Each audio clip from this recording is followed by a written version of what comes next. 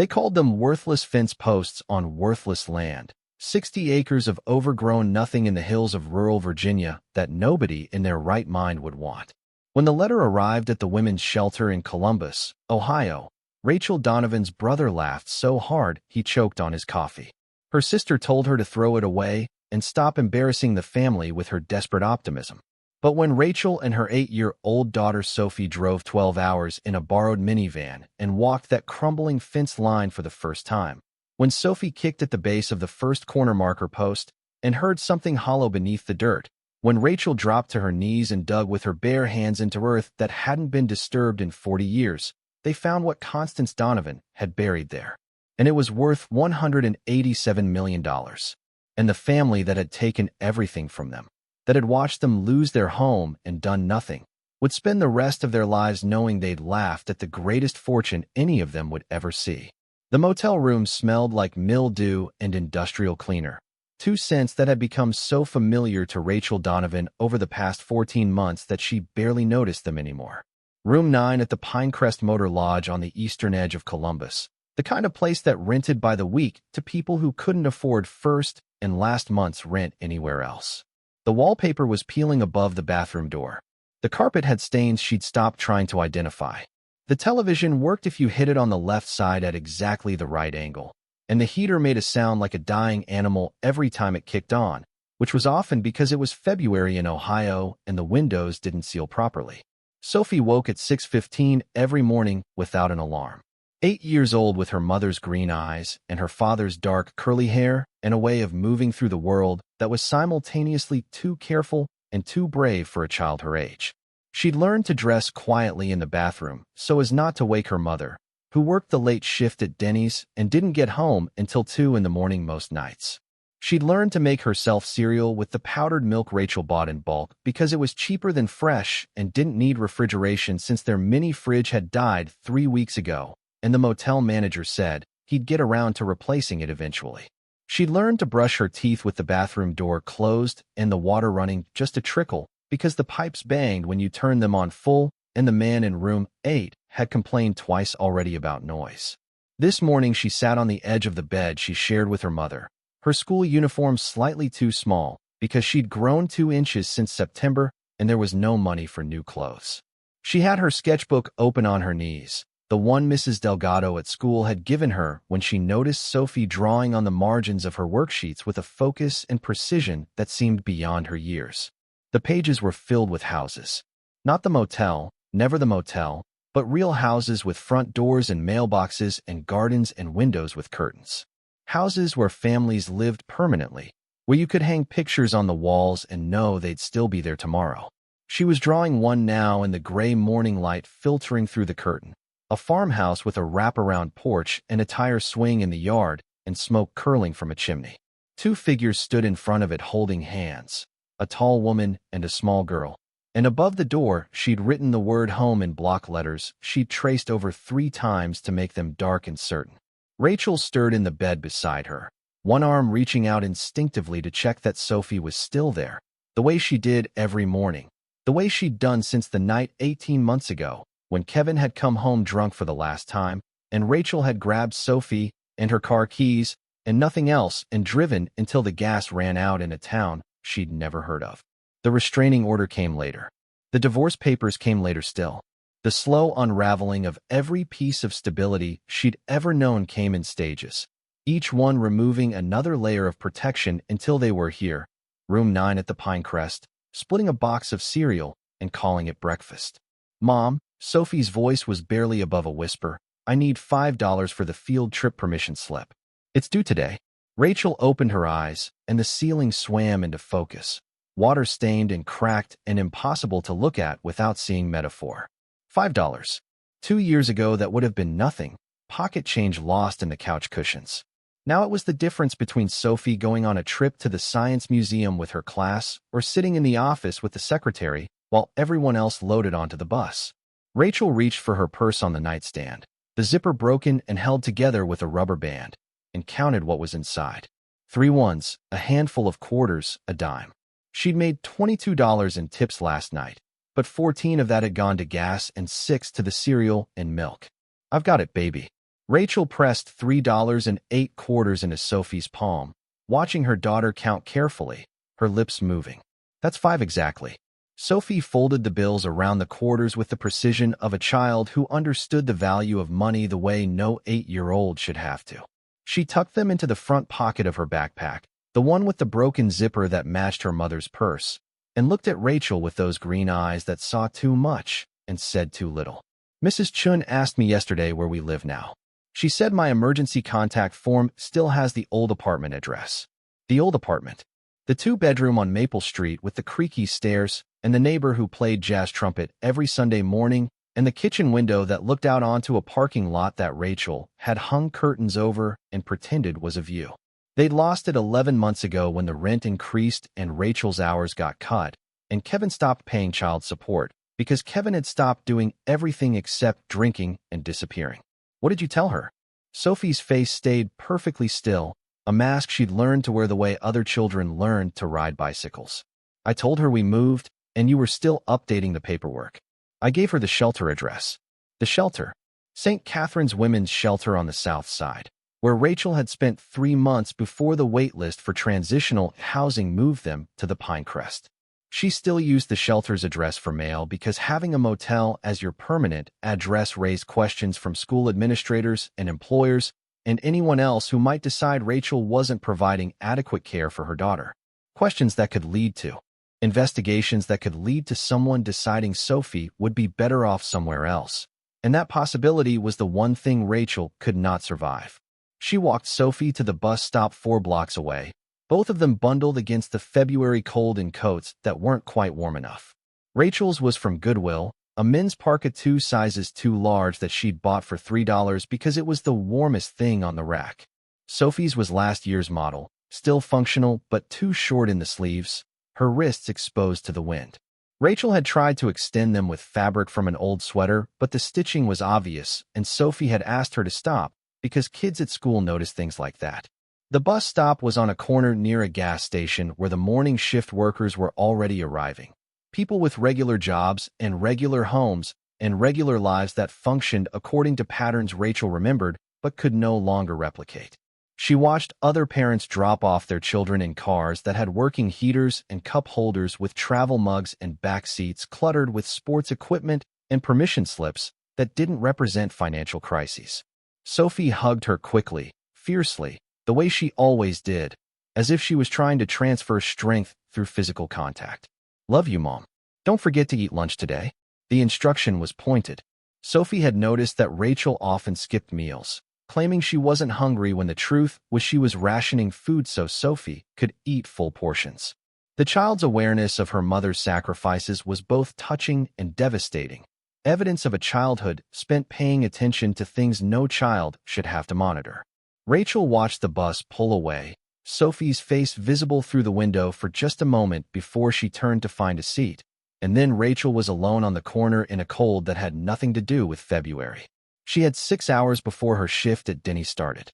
6 hours to apply for jobs online at the library, to check the bulletin board at St. Catherine's for housing leads, to do the quiet, desperate work of trying to build a life out of materials that kept crumbling in her hands. The library opened at 9.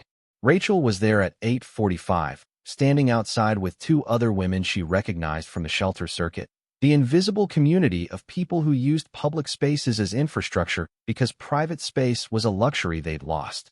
She logged onto a computer, opened her email, and began the daily ritual of searching job boards for positions that might pay enough to get them out of the Pinecrest and into an apartment with a lease and a lock and walls that didn't let in every sound from the parking lot, where deals happened after midnight that she pretended not to hear. The email was buried between a rejection from a dental office and a spam message about refinancing a mortgage she didn't have. The subject line read important legal correspondence, Mitchell and Webb Attorneys, Charlottesville, Virginia. Rachel almost deleted it.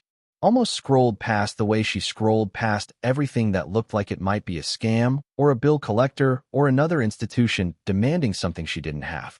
But the word Charlottesville caught her eye. Her father had grown up in Virginia, had talked about it sometimes before he died, before the cancer took him when Rachel was 26, and the family splintered along fault lines that had always been there, but his presence had papered over. She opened it. Dear Ms. Donovan, we are writing to inform you that you have been named as sole beneficiary in the last will and testament of Constance Adeline Donovan, your late great-aunt, who passed away on September 14th of this year at the age of 91. Ms. Donovan's estate has completed probate, and per her explicit instructions, all property and holdings are to be transferred to you upon completion of necessary legal documentation. The estate consists of approximately 60 acres of unimproved rural land in Botetourt County, Virginia, bounded by historic fence lines and containing no structures of habitable condition. There are no outstanding liens, debts, or encumbrances. Property taxes have been prepaid through a trust established by Ms. Donovan. A travel stipend of $2,000 has been allocated to facilitate your inspection of the property. Please contact our office at your earliest convenience to arrange transfer of documents and discuss next steps. Respectfully, Eleanor Webb, attorney at law. Rachel read it 4 times. The fluorescent lights hummed overhead, and the woman at the next computer coughed wetly, and the library's heating system ticked and groaned, and none of it registered because the words on the screen had disconnected Rachel from the physical world entirely. Constance Donovan. Great Aunt Constance. Rachel searched her memory and found fragments, unreliable and dim. A Christmas gathering when she was maybe 7, her father's aunt sitting in a corner chair with soil under her fingernails and a voice that carried the particular authority of someone who'd spent decades talking mainly to herself and the land. Rachel's mother had called her eccentric. Her father had called her remarkable. Her siblings had called her crazy, the old woman who lived alone on worthless Virginia dirt and refused every offer to sell and move somewhere civilized. Rachel remembered one other thing. A funeral. Her father's funeral, 12 years ago now. Constance had been there, standing in the back of the church the way people stood who didn't quite belong to the main group, but couldn't stay away entirely. She'd approached Rachel afterward, taken her hand in both of hers, calloused palms rough as bark, and said something Rachel had carried without fully understanding. You have your father's eyes and his stubbornness. That's a good combination. Don't let them take it from you. Then she'd walked away, back to Virginia, back to her 60 acres and her fence posts and her solitude, and Rachel had never seen her again. The check arrived 3 days later at St. Catherine's Shelter, forwarded from the attorney's office. $2,000 made out to Rachel Donovan, more money than she'd held at once in over a year. She stood in Sister Joan's office staring at it while the shelter director read the accompanying letter with the careful attention of someone who'd seen too many scams target vulnerable women. This is legitimate, Sister Joan said finally, her reading glasses reflecting the overhead light. I called the attorney's office myself. Constance Donovan was a real person. The property is real. The bequest is real. It's just land, though.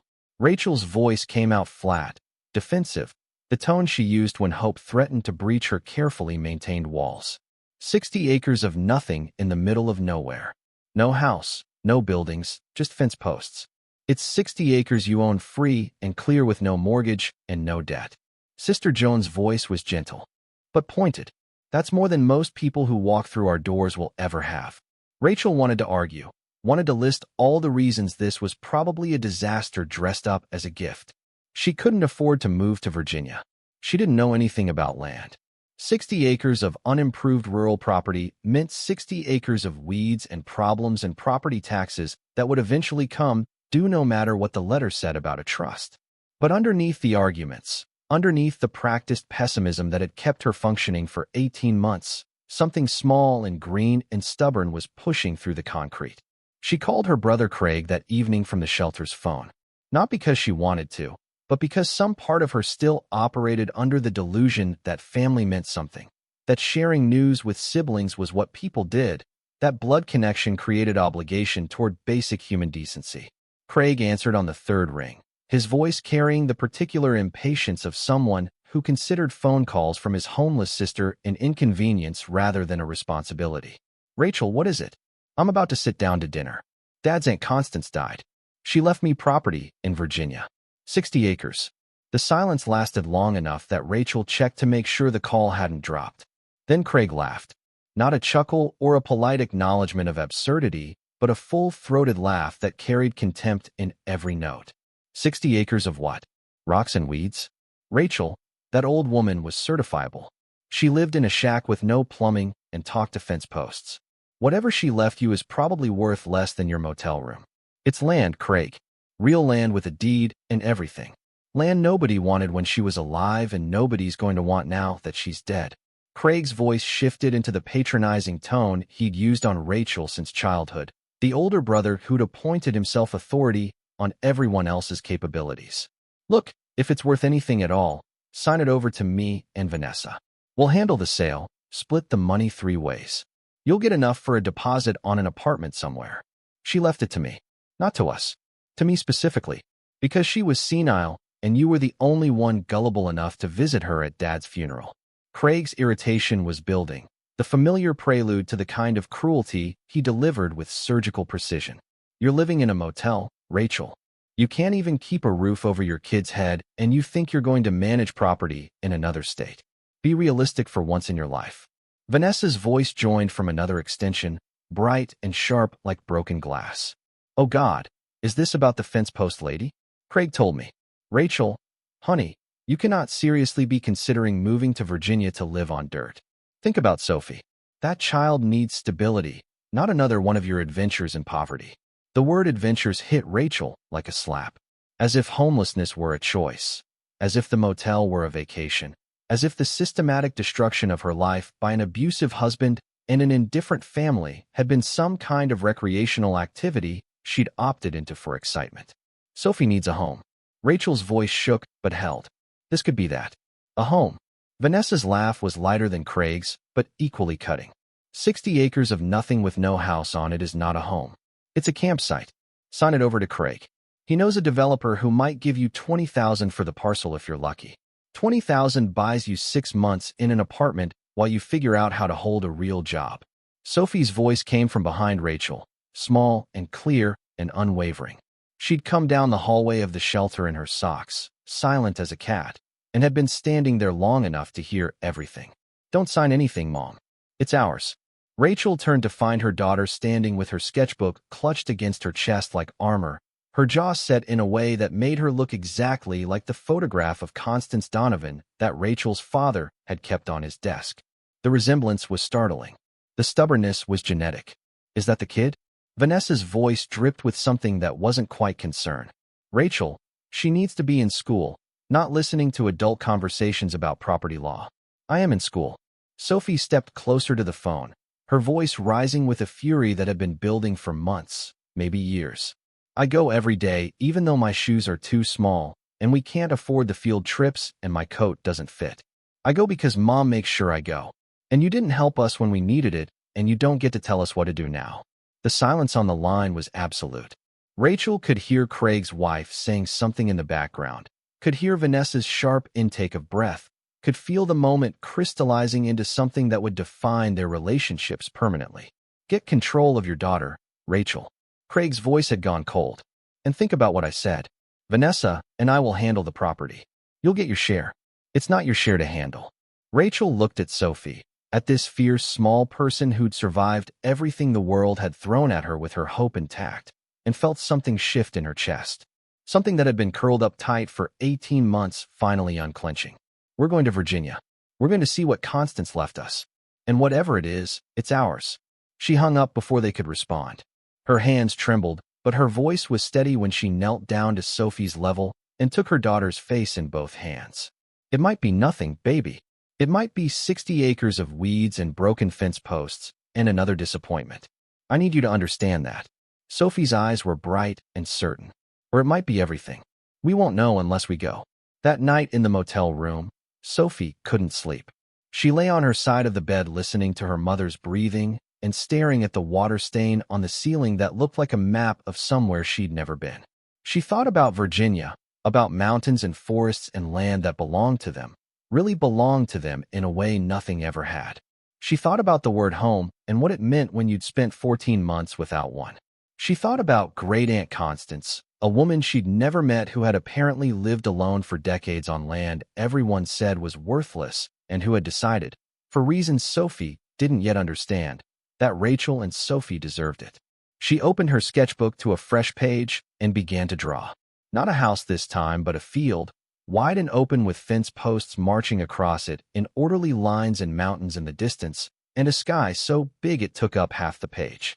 Two figures stood at the edge of the field, looking out at something only they could see. She titled it in her careful printing, "The Land That Waited for Us." Rachel spent the next 2 days doing math in her head and on scraps of paper, and on the back of a Denny's placemat during her break.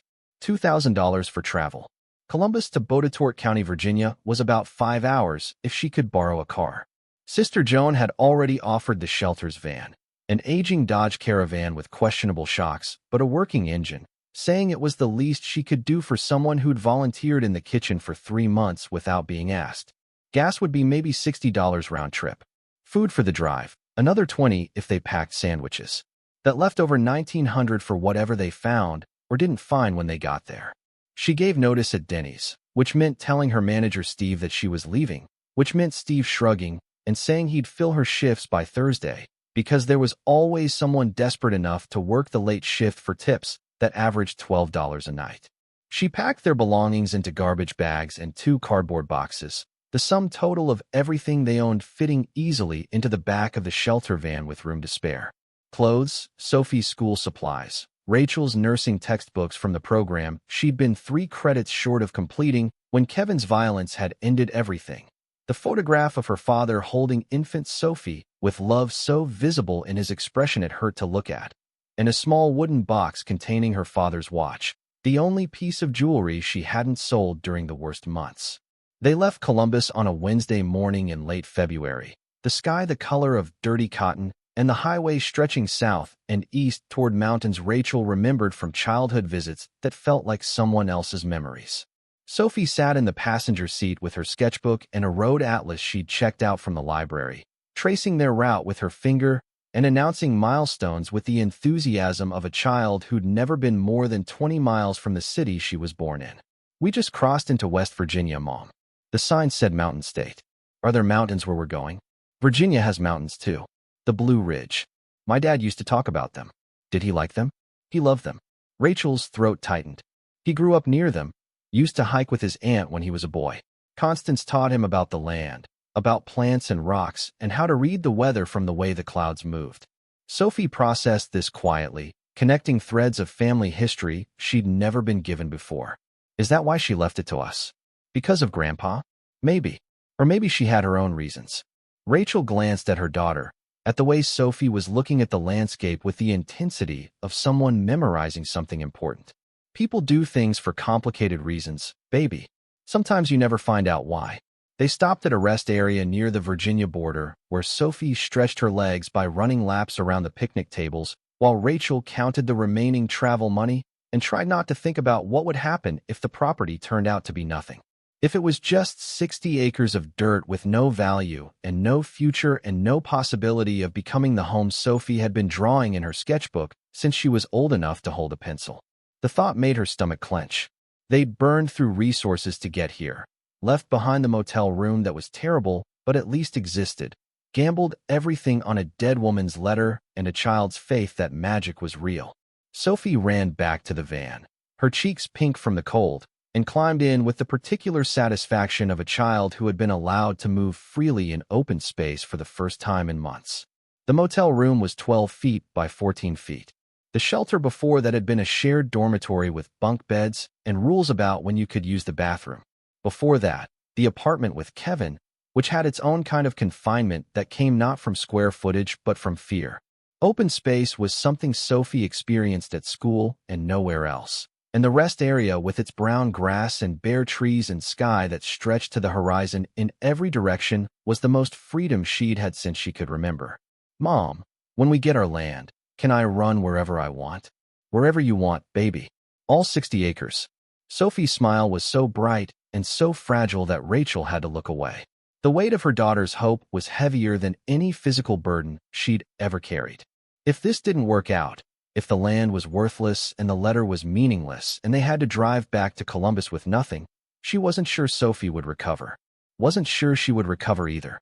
They drove into Virginia as the afternoon light turned golden and the mountains grew closer and more defined with every mile.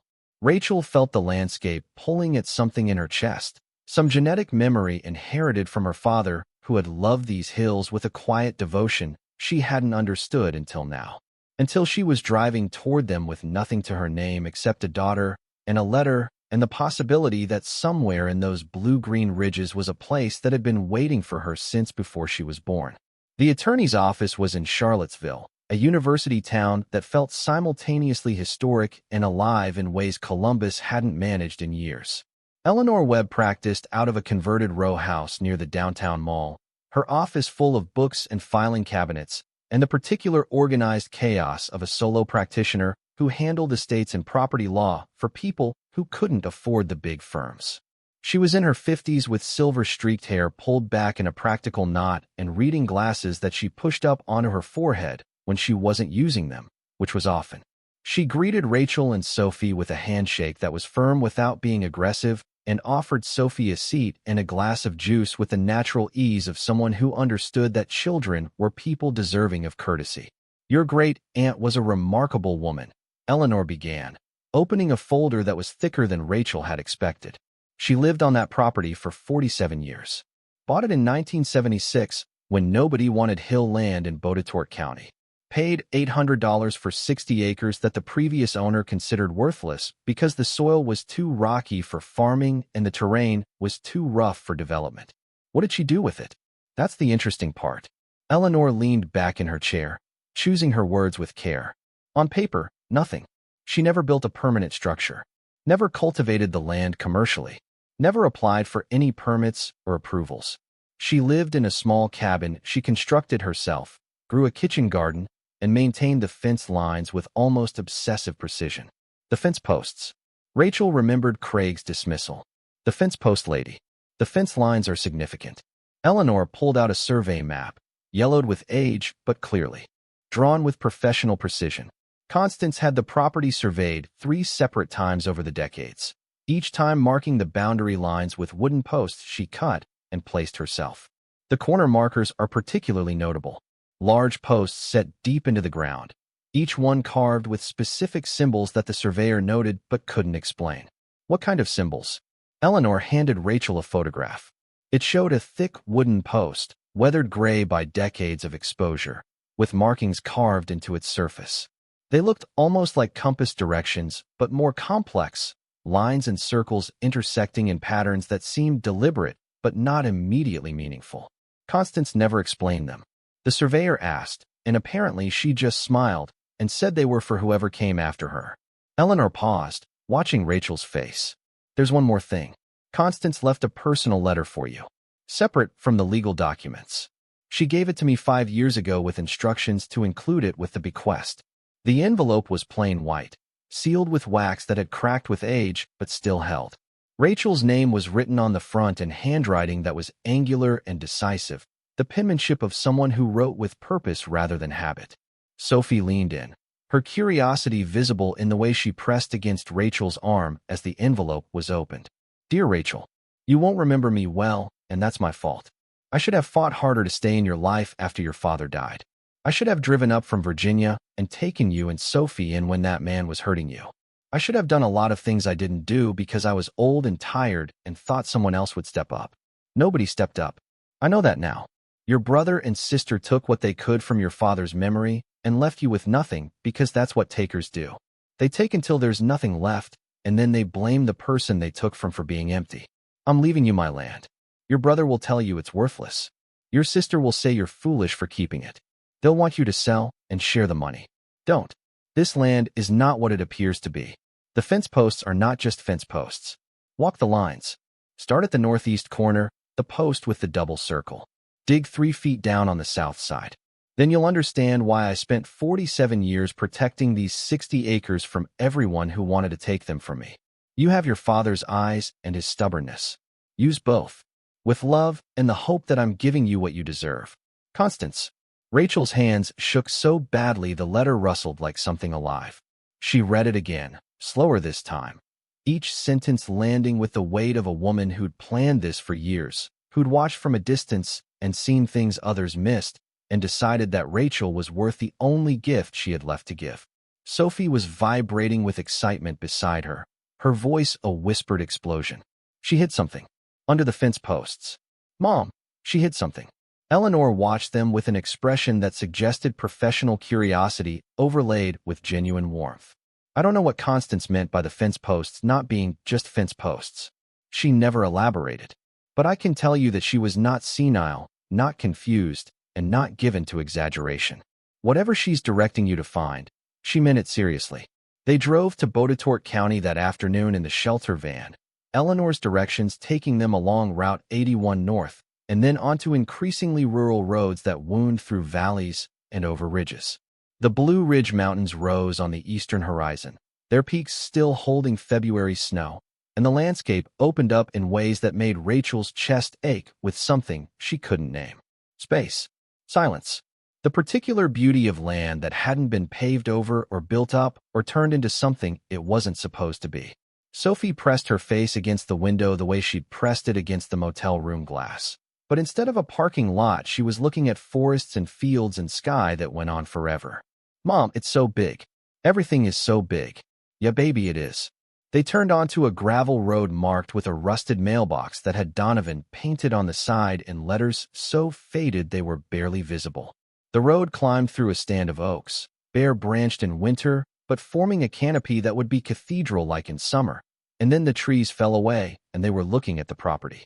60 acres of rolling hillside bounded by fence lines that marched across the terrain with military precision. The posts were visible even from the road, dark wooden sentinels spaced every 15 feet, connected by wire that had rusted to the color of dried blood. The land itself was beautiful in the stark way that winter revealed bones. Brown grass and gray stone and the dark lines of creeks cutting through low spots. Everything stripped to essentials, honest about what it was. There was no house. Eleanor had said the cabin Constance built had collapsed 3 years ago, the logs rotting through after decades of weather. What remained was a clearing where the cabin had stood, marked by a stone foundation and a chimney that still rose from the rubble like a monument to stubbornness. A well stood nearby, hand-dug and lined with stacked stone, its wooden cover still intact. Scattered around the clearing were signs of a life lived deliberately. A fire ring made of river stones. A chopping block with an axe head still buried in its surface, the handle rotted away. Garden beds overgrown but still visible in their rectangular geometry, the soil darker and richer than the surrounding ground from decades of composting and cultivation.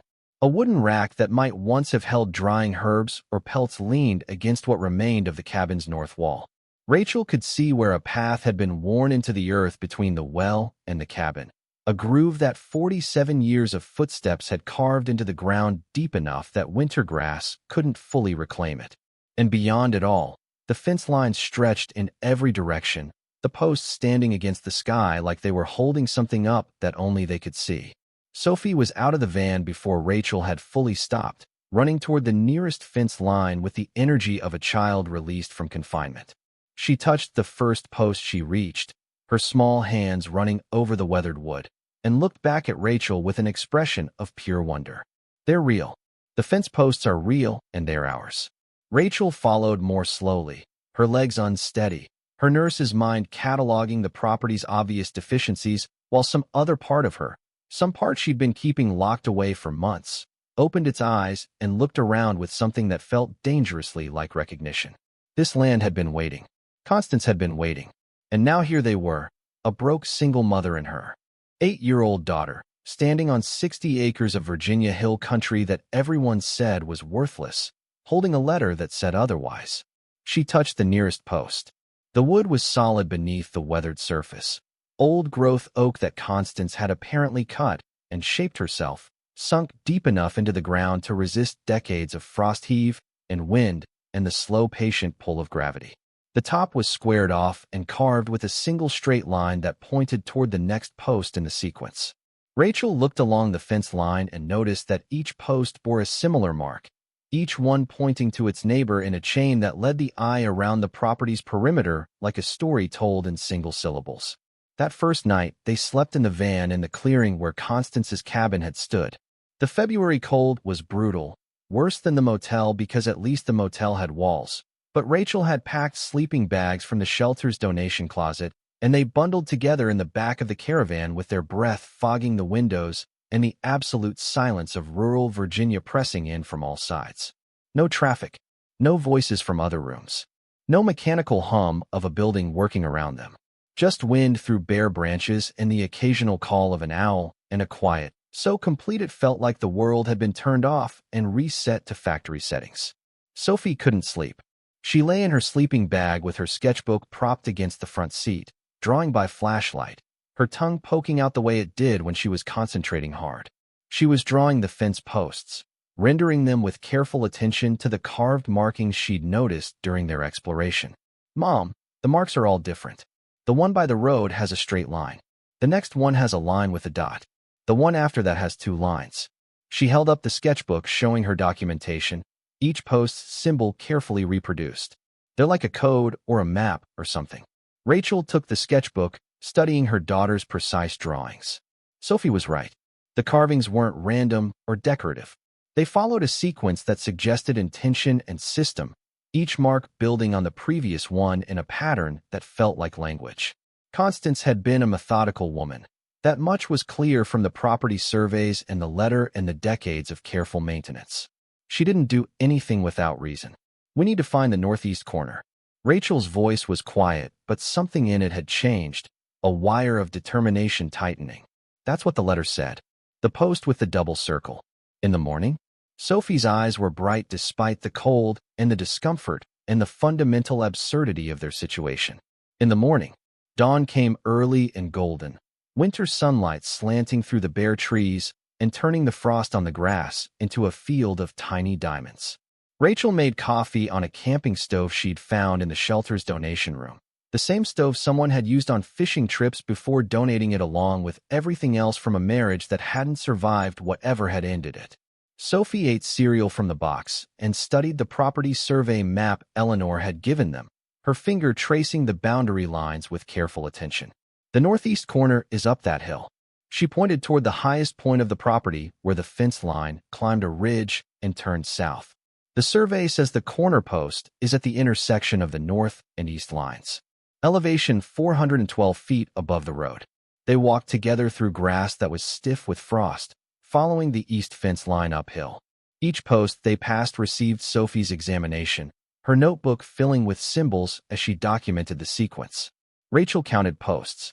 17 between the road and the ridge, each one solid and straight and carved with its own specific mark. The wire between them had mostly rusted through or fallen, but the posts themselves stood like they'd been planted there since the beginning of time. The climb took 20 minutes, the last stretch steep enough that Rachel's calves burned and Sophie's breathing came in visible white puffs. But the ridge top was worth the effort. The view opened up in every direction, the Blue Ridge Mountains to the east, the valley floor to the west. Constance's 60 acres spread below them like a map made real. The fence lines were visible from here, their geometry precise, the posts marking boundaries with the kind of deliberate care that suggested they were more than just property markers. The northeast corner post was impossible to miss. It was larger than the others, nearly 8 inches in diameter where most were 5 or 6, and it rose a full foot higher above the ground. The wood was darker, denser, clearly selected for this position with specific intent. And carved into its face, exactly as Constance's letter had described, was a double circle. 2 concentric rings cut deep into the oak, their edges still sharp despite decades of weather, surrounding a central point that had been drilled through the wood entirely, creating a small hole that looked straight down into the earth. Sophie reached it first, dropping to her knees beside it, her breath coming fast from the climb and from excitement that made her whole body vibrate. "This is it, the double circle." She looked up at Rachel, her face flushed and open and full of the belief that good things could happen to people who'd been told they didn't deserve them. Rachel knelt beside her daughter. The post was set deep, probably 3 feet down at least based on the others she'd seen.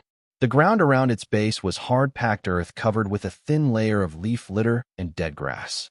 On the south side, the side Constance's letter had specified, the soil looked slightly different from the surrounding terrain. Not disturbed exactly, but not entirely natural either. A subtle depression in the earth, as if something beneath the surface had settled over years, creating a shallow indentation that you'd never notice unless you were looking for it. 3 feet down on the south side. Rachel repeated her great aunt's instructions. Her heart was beating so hard she could feel it in her fingertips, in the base of her throat, in the pit of her stomach where fear and hope had been wrestling for 18 months and were now locked in a grip that neither could break. She went back to the van for the shovel she'd bought at a hardware store in Charlottesville, a basic spade with an orange handle that had cost $12 and felt like the most important purchase she'd ever made. Sophie carried the camping stove and water bottles, already planning to set up a base camp at the corner post because that's what explorers did, and they were explorers now, weren't they? Rachel positioned the shovel on the south side of the corner post, 3 feet from its base, and pushed the blade into the earth. The soil resisted. February ground in Virginia was not soft, but it wasn't frozen solid either, and after the first few inches the consistency changed, becoming looser, sandier than the surrounding clay, as if someone had dug here before and refilled the hole with different material. She dug methodically, her arms remembering the rhythm from a college landscaping job she'd had for one summer, back when work was something you chose rather than something you desperately needed. The hole deepened. 12 inches, 18 inches, 2 feet. Sophie knelt at the edge, watching the soil change color as deeper layers were exposed. Dark brown, giving way to reddish clay, giving way to something that wasn't clay at all. The shovel hit something solid at 32 inches. Not rock. The sound was wrong for rock. Too resonant, too hollow, like striking a drum buried in the earth. Rachel froze, the vibration traveling up the handle into her arms, and looked at Sophie, whose eyes had gone wide as dinner plates. "Something's there," Sophie whispered. "Something's under there." Rachel dug more carefully now, using the shovel's edge to scrape soil away from whatever she'd struck. The outline emerged slowly, a flat surface approximately 2 feet square, set perfectly level in the earth as if measured and placed with tools rather than simply buried. She brushed dirt away with her hands, her fingers finding the edge of something smooth and cold. Metal, heavy-gauge steel or iron, the surface treated with something that had prevented rust despite decades underground. Her heart was hammering now. The cold February air burned in her lungs. Sophie knelt beside her, both of them scraping soil away from the buried object with increasing urgency as its shape became clear. It was a steel box, a container approximately 24 inches square and perhaps 8 inches deep, sealed with a lid that fitted so precisely the seam was nearly invisible. The metal was gray-green, military in appearance, the kind of ammunition box or equipment container Rachel had seen in surplus stores. And welded to the top, in raised letters that stood out against the flat surface like a brand, were 2 words. For Rachel. Sophie read them aloud, her voice trembling. "It says your name." She put your name on it. Rachel sat back on her heels in the dirt, her hands covered in clay and her eyes filling with tears that came from somewhere deeper than grief, deeper than relief, from the place where a woman who had been invisible for 18 months suddenly realized that someone had seen her all along. Constance had seen her, had watched her, as she'd said in the letter, from a distance, had known that Rachel would come here, would walk the fence lines, would dig where she was told, had prepared this gift with the same meticulous care she'd used to maintain these fence posts for 47 years. And whatever was inside this box, whatever Constance had buried here beneath the northeast corner marker of her property, had been waiting for Rachel Donovan since before Sophie was born, since before Kevin, since before the motel and the shelter and the Ford and the Denny's and every terrible thing that had tried to break her. Waiting with the patience of a woman who understood that some gifts could only be received by someone who'd earned them through suffering they didn't deserve. Sophie's hand found Rachel's, small and cold and absolutely steady. The wind moved across the ridge top, carrying the scent of pine and frozen earth and something else, something that smelled like change. The mountains watched from the east, patient and enormous, witnesses to whatever was about to happen on this hilltop, where a woman who'd been told she was worthless was kneeling in the dirt above a box with her name on it. Rachel wiped the soil from the letters with her thumb, each stroke revealing the engraving more clearly. The metal was cool against her skin, solid and real in a way that made the past 18 months of floating through chaos feel like a dream she was finally waking from. Constance had touched this box, had welded these letters, had carried it up this hill and buried it 3 feet down and planted a fence post on top of it, and carved a double circle into the wood, and then waited, year after year, decade after decade, for the person whose name she'd written in steel to come find it. Sophie squeezed her hand tighter. "Open it, Mom." Rachel's fingers found the latch on the south side of the box, a heavy-duty clasp sealed with a rubber gasket that had kept moisture out for decades. The mechanism was stiff but not frozen, yielding to pressure with a click that sounded impossibly loud in the February silence. Sophie pressed closer, her breath coming in small white clouds that dissolved against Rachel's shoulder. The lid resisted for a moment, the seal holding with the stubbornness of something that had been closed for a very long time. And then it released with a soft exhale of trapped air that smelled like metal and oil and time. Inside, the contents were wrapped in oilcloth, dark green and waxy, the kind used to protect firearms and tools from humidity. Rachel lifted the first bundle with hands that trembled so badly she had to stop and breathe and remind herself that whatever this was, it was already hers. Constance had put her name on it, had buried it here with deliberate intent, had written a letter guiding her to this exact spot because she wanted Rachel to find it. The oilcloth unfolded to reveal a leather pouch, soft and worn, cinched with a drawstring. Rachel loosened it and poured the contents into her palm. Gold coins spilled out, heavy and warm despite decades underground, each one catching the February sunlight with a fire that made Sophie gasp. They were old, clearly old, their surfaces showing designs Rachel didn't recognize. Eagles and shields and Latin words stamped into metal that had been precious since before human civilization understood why. There were 14 coins in the pouch. Rachel counted them twice, her nurse's training demanding accuracy even as her mind struggled to process what she was holding. Each coin was roughly the size of a quarter but 3 times as thick, solid gold with a weight that felt significant in every sense of the word. She didn't know what they were worth. Didn't know if they were rare or common or historically important. But she knew gold when she held it, knew that what she had in her palm represented more money than she'd earned in the past 2 years combined. Sophie touched one gently with her fingertip, tracing the eagle on its face. "Is this real gold?" "I think so, baby. I think it's real." The second bundle was smaller but heavier. Rachel unwrapped it to find a velvet case, midnight blue, the kind that jewelry stores used for significant pieces. Inside, nestled in satin that had yellowed with age but still held its shape, was a brooch. Not costume jewelry, not the kind of thing you bought at a department store.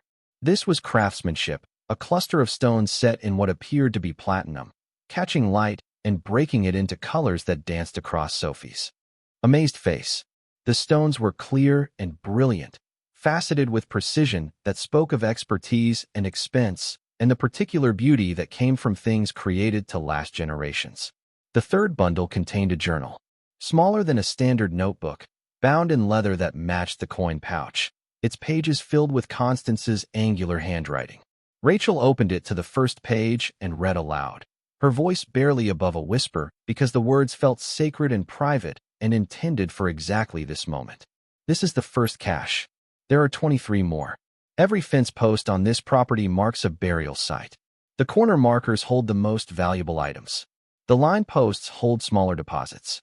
I've been building this collection for 47 years, purchasing with cash, authenticating through dealers who understood discretion, and burying everything according to a system only I know. Until now. This journal is your map. Follow it. Dig where it tells you. And when you understand what I've left you, sit down, because the numbers will make you dizzy."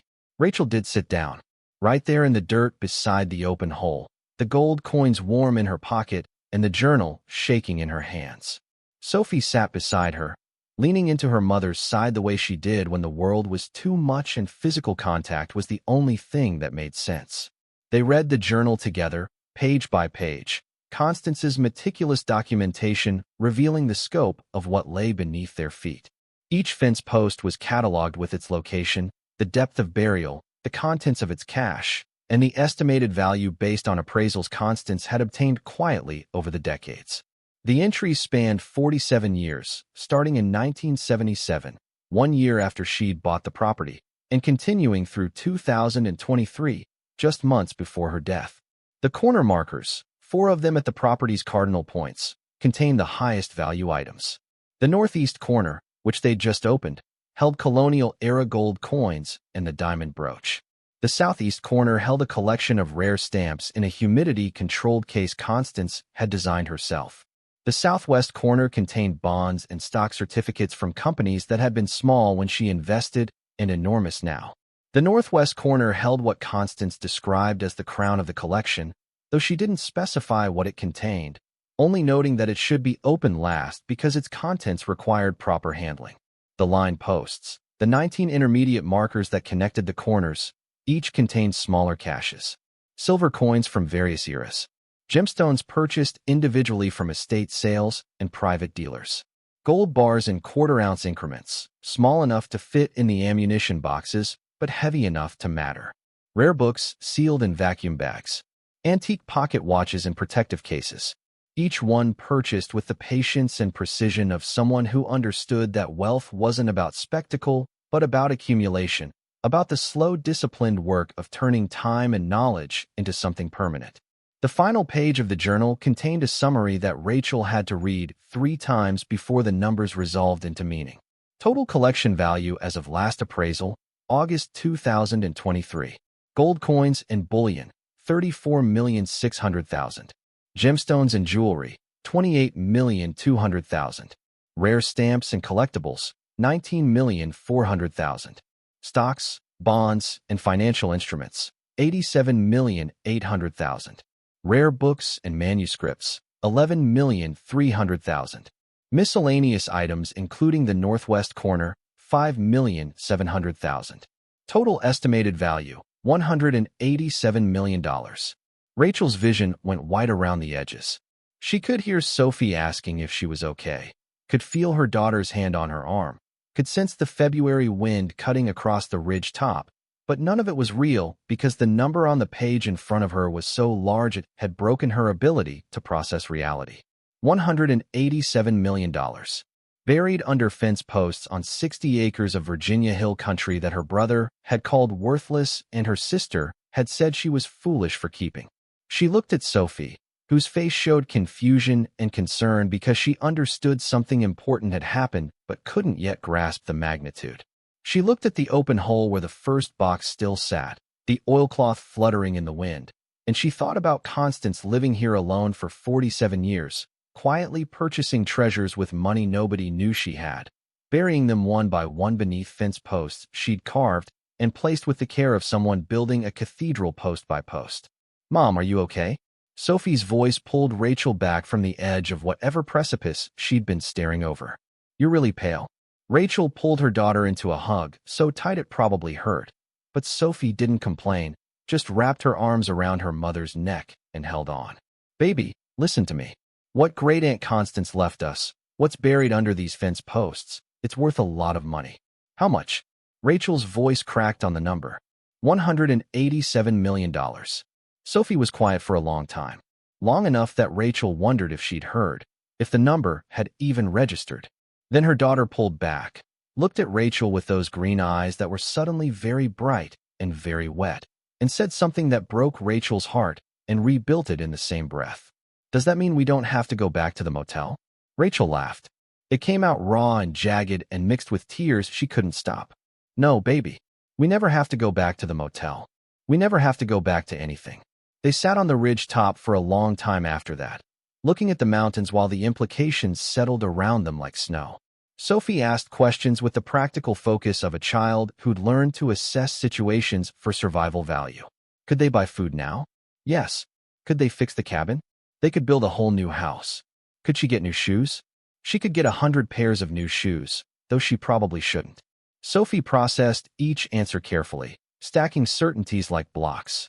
Then she asked the question that proved she understood more about their situation than any 8-year-old should have to.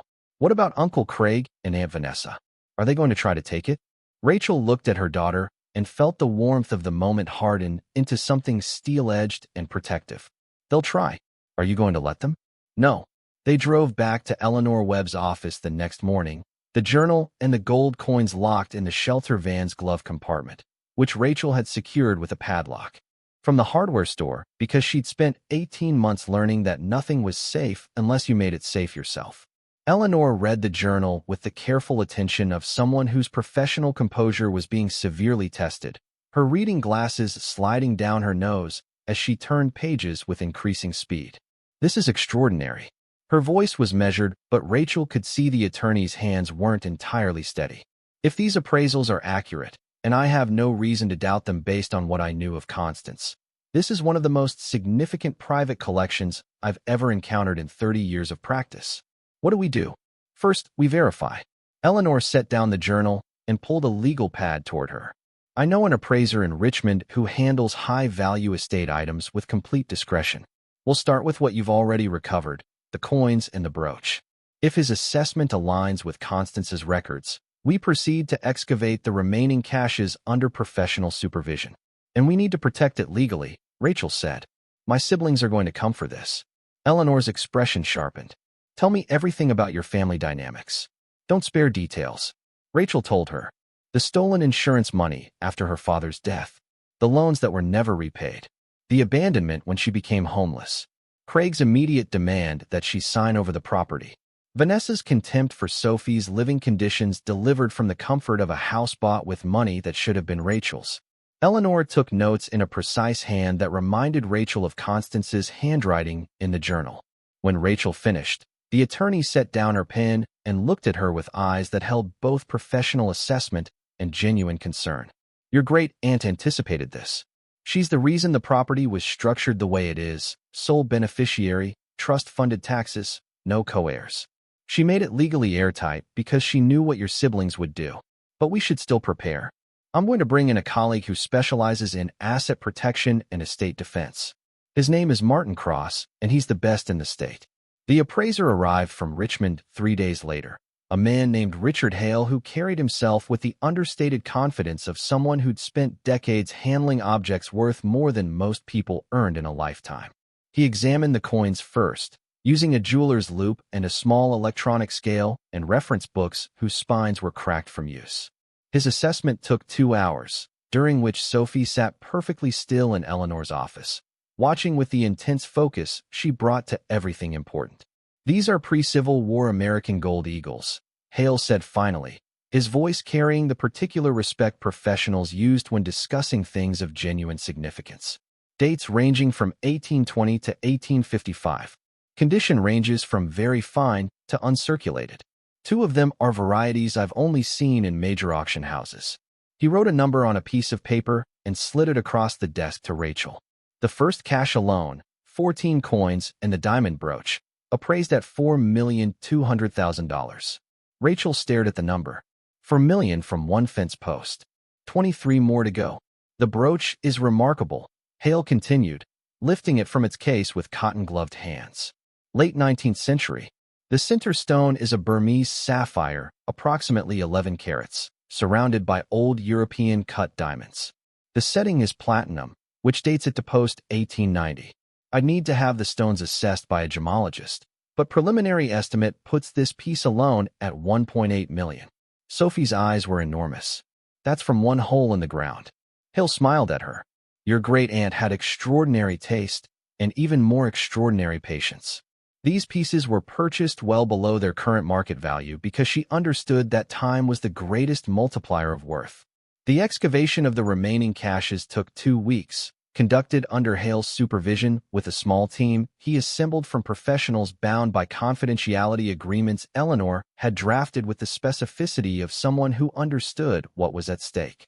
Each fence post yielded its box, each box its treasures, each treasure confirming Constance's journal with accuracy that bordered on supernatural. Rachel and Sophie were present for every excavation, Rachel insisting on doing the initial digging herself at each post, while Sophie documented everything in her sketchbook with the meticulous attention of a natural archivist. She drew each box before it was opened, each item as it was unwrapped, each symbol carved into each post matched to its location on the property map. The notebook filled with details that would later prove invaluable for insurance documentation and provenance records. The second post they opened, 7 positions east of the northeast corner, contained silver Morgan dollars in canvas rolls sealed inside watertight tubes. 40 coins per roll, 8 rolls total, each dollar in uncirculated condition that Hale said defied the typical degradation of stored silver.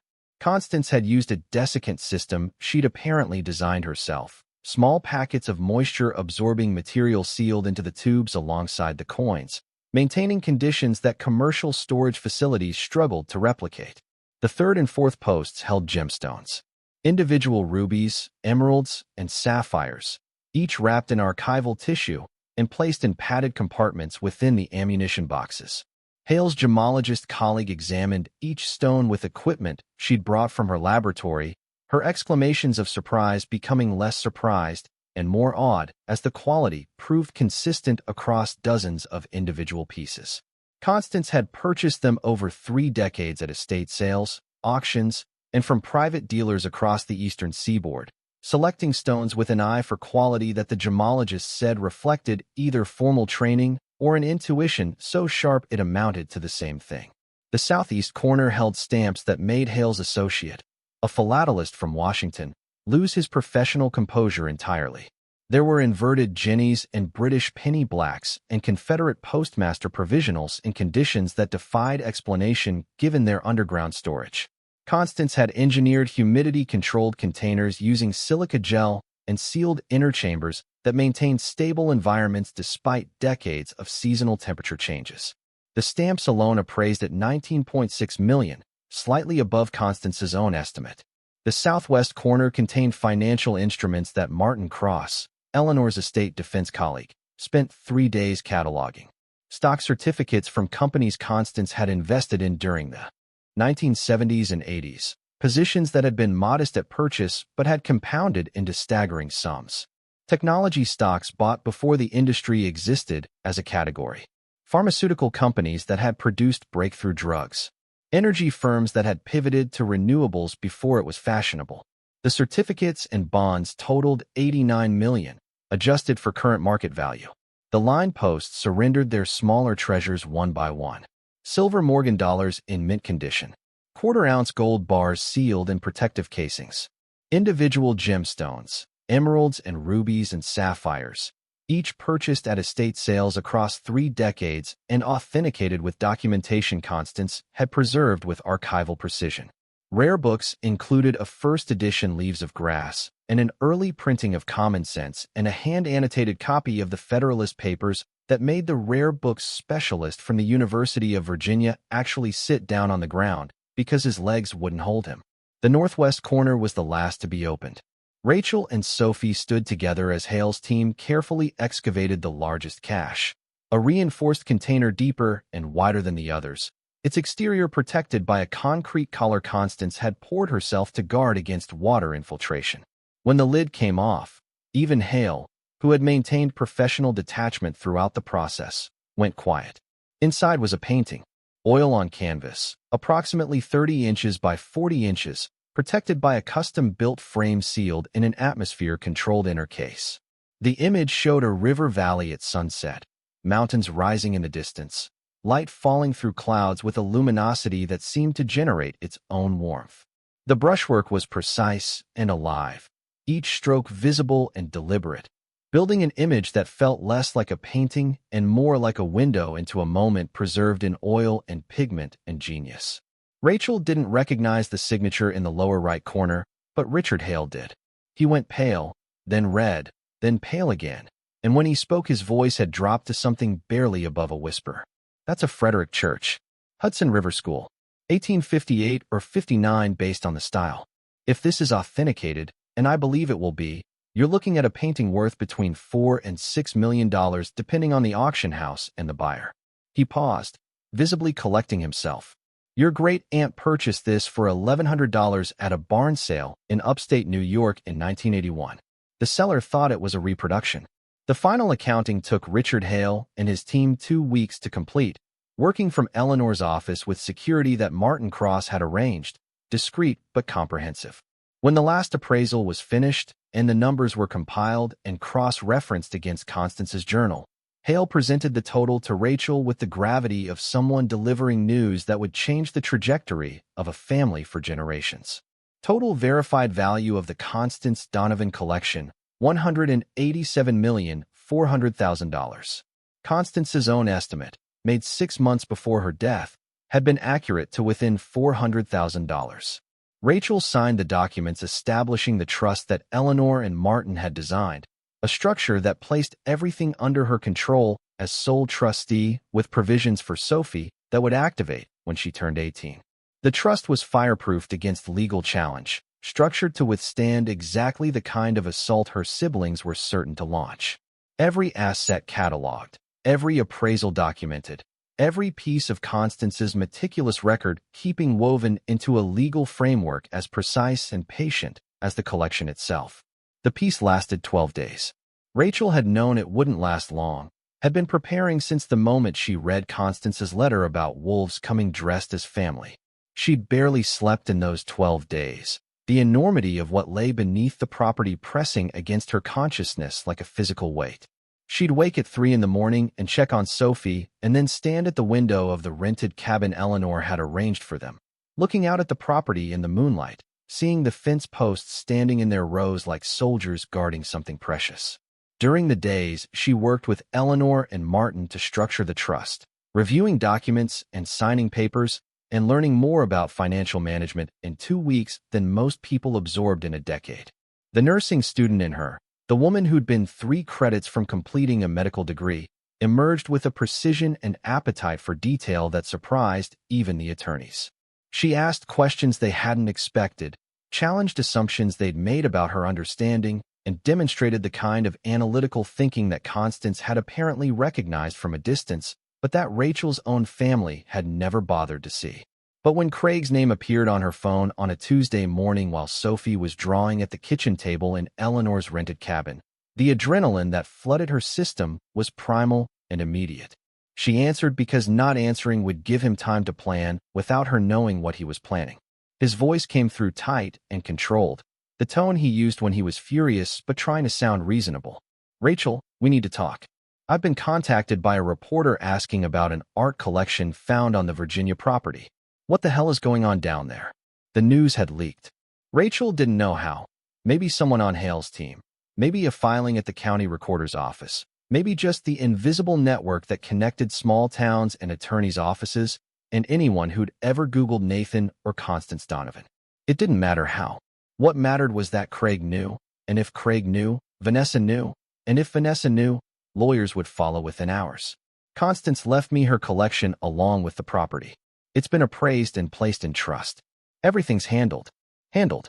Craig's voice rose despite his efforts. $187 million, and you call it handled? That money belongs to the family, Rachel. Dad's aunt should have left it to all of us. She left it to me. Specifically and intentionally. Because she chose to. Because she was a deranged old woman who lived alone in the woods and probably had dementia. Any court in the country would recognize that estate should be distributed among surviving family. Constance didn't have dementia. She had her faculties until the day she died. Her attorney, her doctor, and 47 years of meticulous financial records prove it. The silence on the line was thick enough to taste. Then Craig's voice changed, dropping into the register he used when he was done pretending. "I'm calling Vanessa. We're getting a lawyer. You can either agree to a fair split right now, or we'll take this to court and make you look like exactly what you are, a homeless waitress who got lucky and doesn't have the first clue how to manage real money." Rachel's hand was steady on the phone, steadier than it had been in 18 months. Constance had warned her about this exact moment, had buried a fortune under fence posts and written her name in steel and left a letter that said, "Stand firm. Don't let them take what I meant for you." And Rachel felt that woman's stubbornness in her own bones, felt 47 years of patient refusal to surrender compressing into a single moment of clarity. "Do what you need to do, Craig. But understand this. I'm not the person you left sleeping in a parking lot anymore. I have attorneys who specialize in exactly this kind of fight. I have documentation that proves Constance was competent and deliberate. And I have a dead woman's word that she chose me because she watched all of us for decades and decided I was the only one worth trusting. Bring your lawyers. I'll be ready." She hung up before he could respond. Sophie was watching from the kitchen table, her pencil frozen mid-stroke, her eyes old and knowing in that way Rachel both admired and grieved. "They're coming, aren't they?" "Yeah, baby. They're coming." Sophie picked up her pencil, and went back to her drawing. A farmhouse with a porch and fence posts marching across green fields. She was quiet for a moment, then spoke without looking up. Great Aunt Constance knew they would. That's why she buried everything instead of keeping it in a bank. She made it so only someone who loved the land enough to walk it would find what she left behind. The insight hit Rachel with the force of revelation. Sophie was right. Constance hadn't buried her collection because she was eccentric or paranoid. She'd buried it because she understood that a bank account could be frozen, a safe deposit box could be contested, financial records could be subpoenaed, and assets claimed by anyone with a lawyer willing to argue. But treasure buried under fence posts on land that everyone dismissed as worthless, treasure that could only be found by someone who cared enough to walk the property line by line, post by post. That was protection no court order could breach. They arrived 3 weeks later. Craig and Vanessa in a rented SUV that cost more per day than Rachel had spent on food in any given week at the motel. With them came Gerald Pike, an attorney from a Columbus firm whose website featured testimonials from wealthy clients, and whose retainer probably exceeded the total amount Rachel had earned at Denny's in 14 months. Pike wore a suit that cost more than the shelter van and carried a briefcase that contained, as Rachel would learn, a petition for emergency guardianship of Sophie and conservatorship of Rachel's estate. They found Rachel on the property, installing a temporary shelter over the cabin's stone foundation with materials Eleanor had helped her purchase.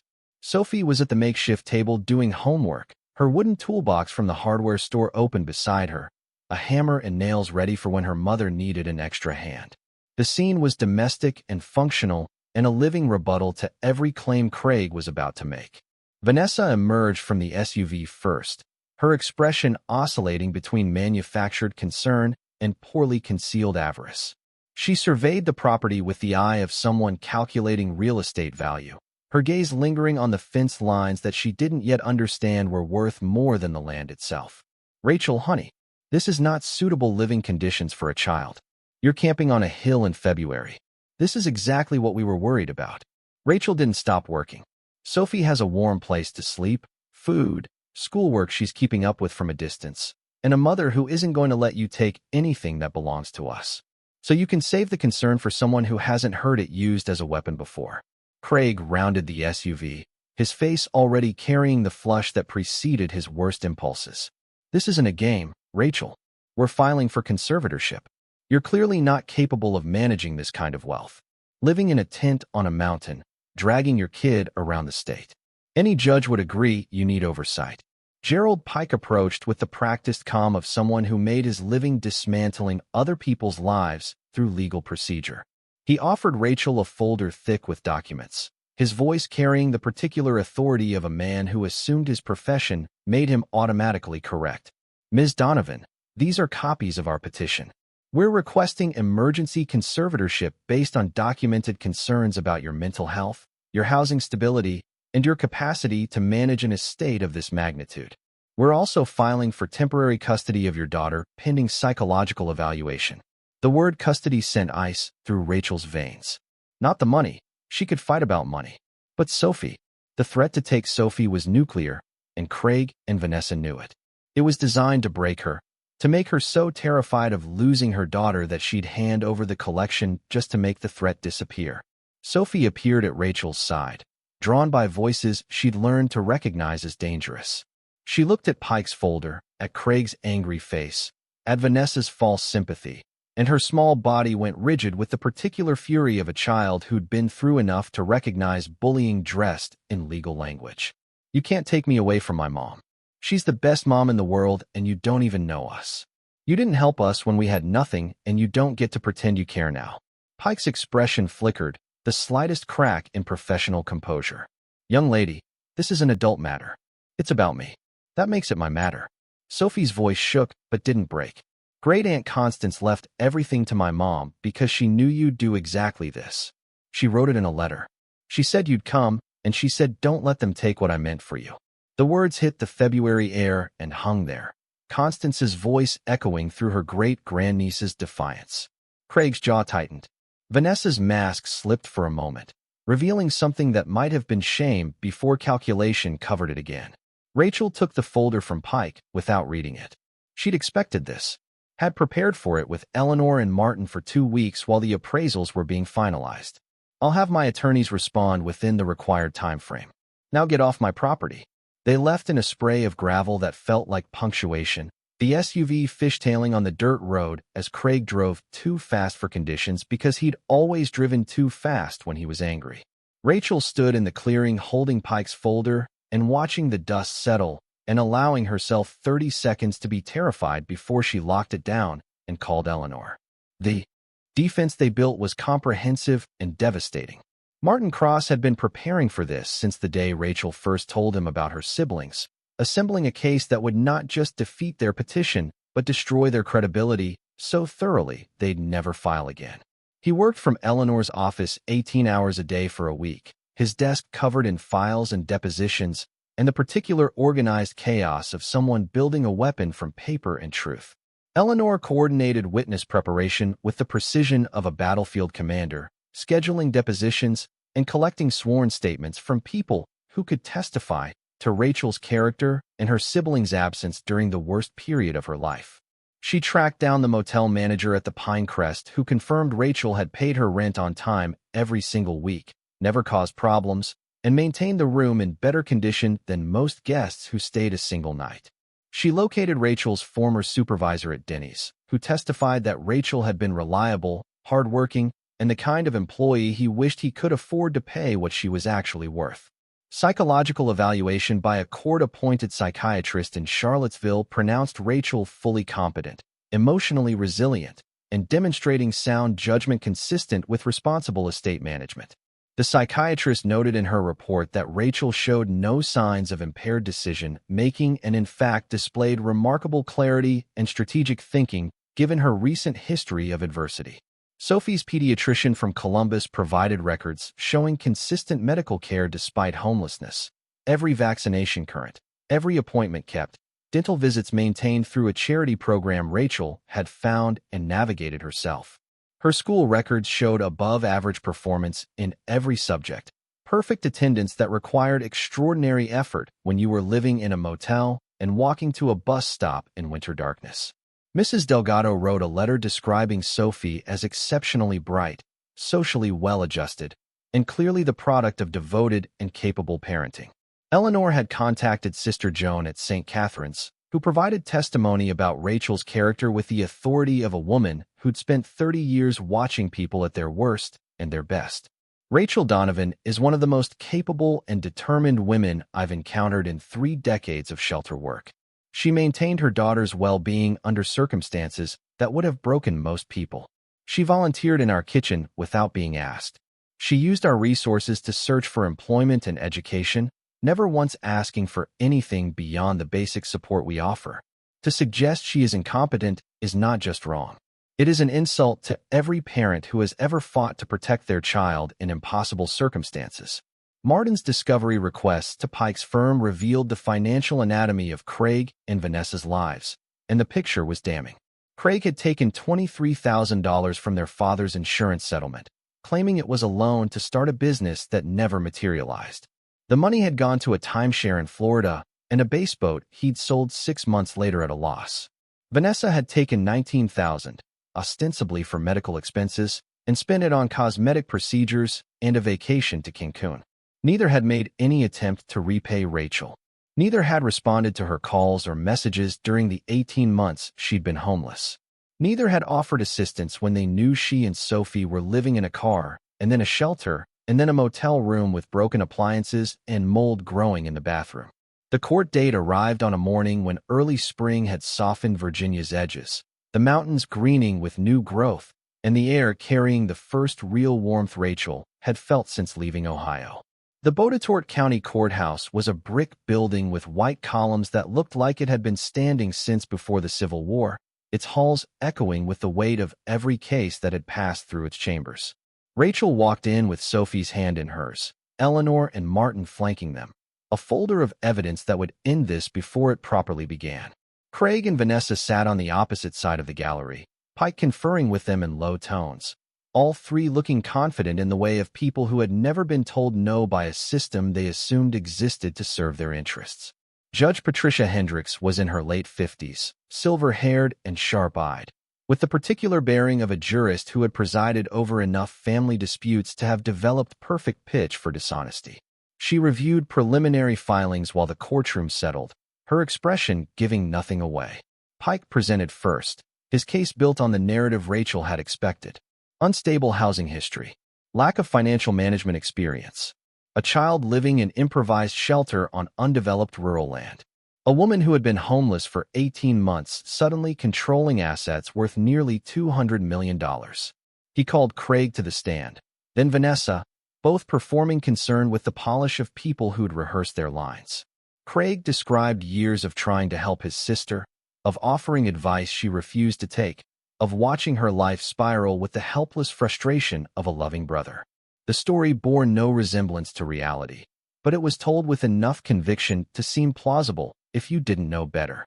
Vanessa softened the narrative, adding emotional texture about worry for Sophie, about sleepless nights wondering if her niece was safe, about the anguish of knowing Rachel was living in a car and being unable to help because Rachel had pushed them all away. Judge Hendricks listened without visible reaction, taking notes in a small hand that filled page after page. When Pike rested his case, she looked at Martin Cross with an expression that was patient but not infinite. Martin's opening was surgical. Your Honor, this petition is not about concern for Rachel Donovan or her daughter. It is about money. Specifically, $187 million that the petitioners have no legal, moral, or familial right to claim. He presented evidence in a sequence designed to build cumulative impact. The financial records showing the insurance money taken and never returned. The text messages and voicemails from Rachel asking for help, asking for repayment, asking for anything, and receiving silence or hostility in return. Craig's phone records showing he'd blocked Rachel's number 3 months before she became homeless. Vanessa's social media posts from the period when Sophie was living in a car, showing vacation photos and restaurant meals and shopping hauls that documented comfortable lives lived in willful ignorance of a sister's desperation. Sister Joan testified by video link, her presence on screen, carrying the authority of a woman who spoke truth as a professional obligation. She described Rachel's arrival at the shelter, the systematic way she'd maintained Sophie's school attendance and healthcare despite having no fixed address, the volunteering Rachel had done without being asked, the character that showed itself most clearly in how a person behaved when they had nothing left to lose.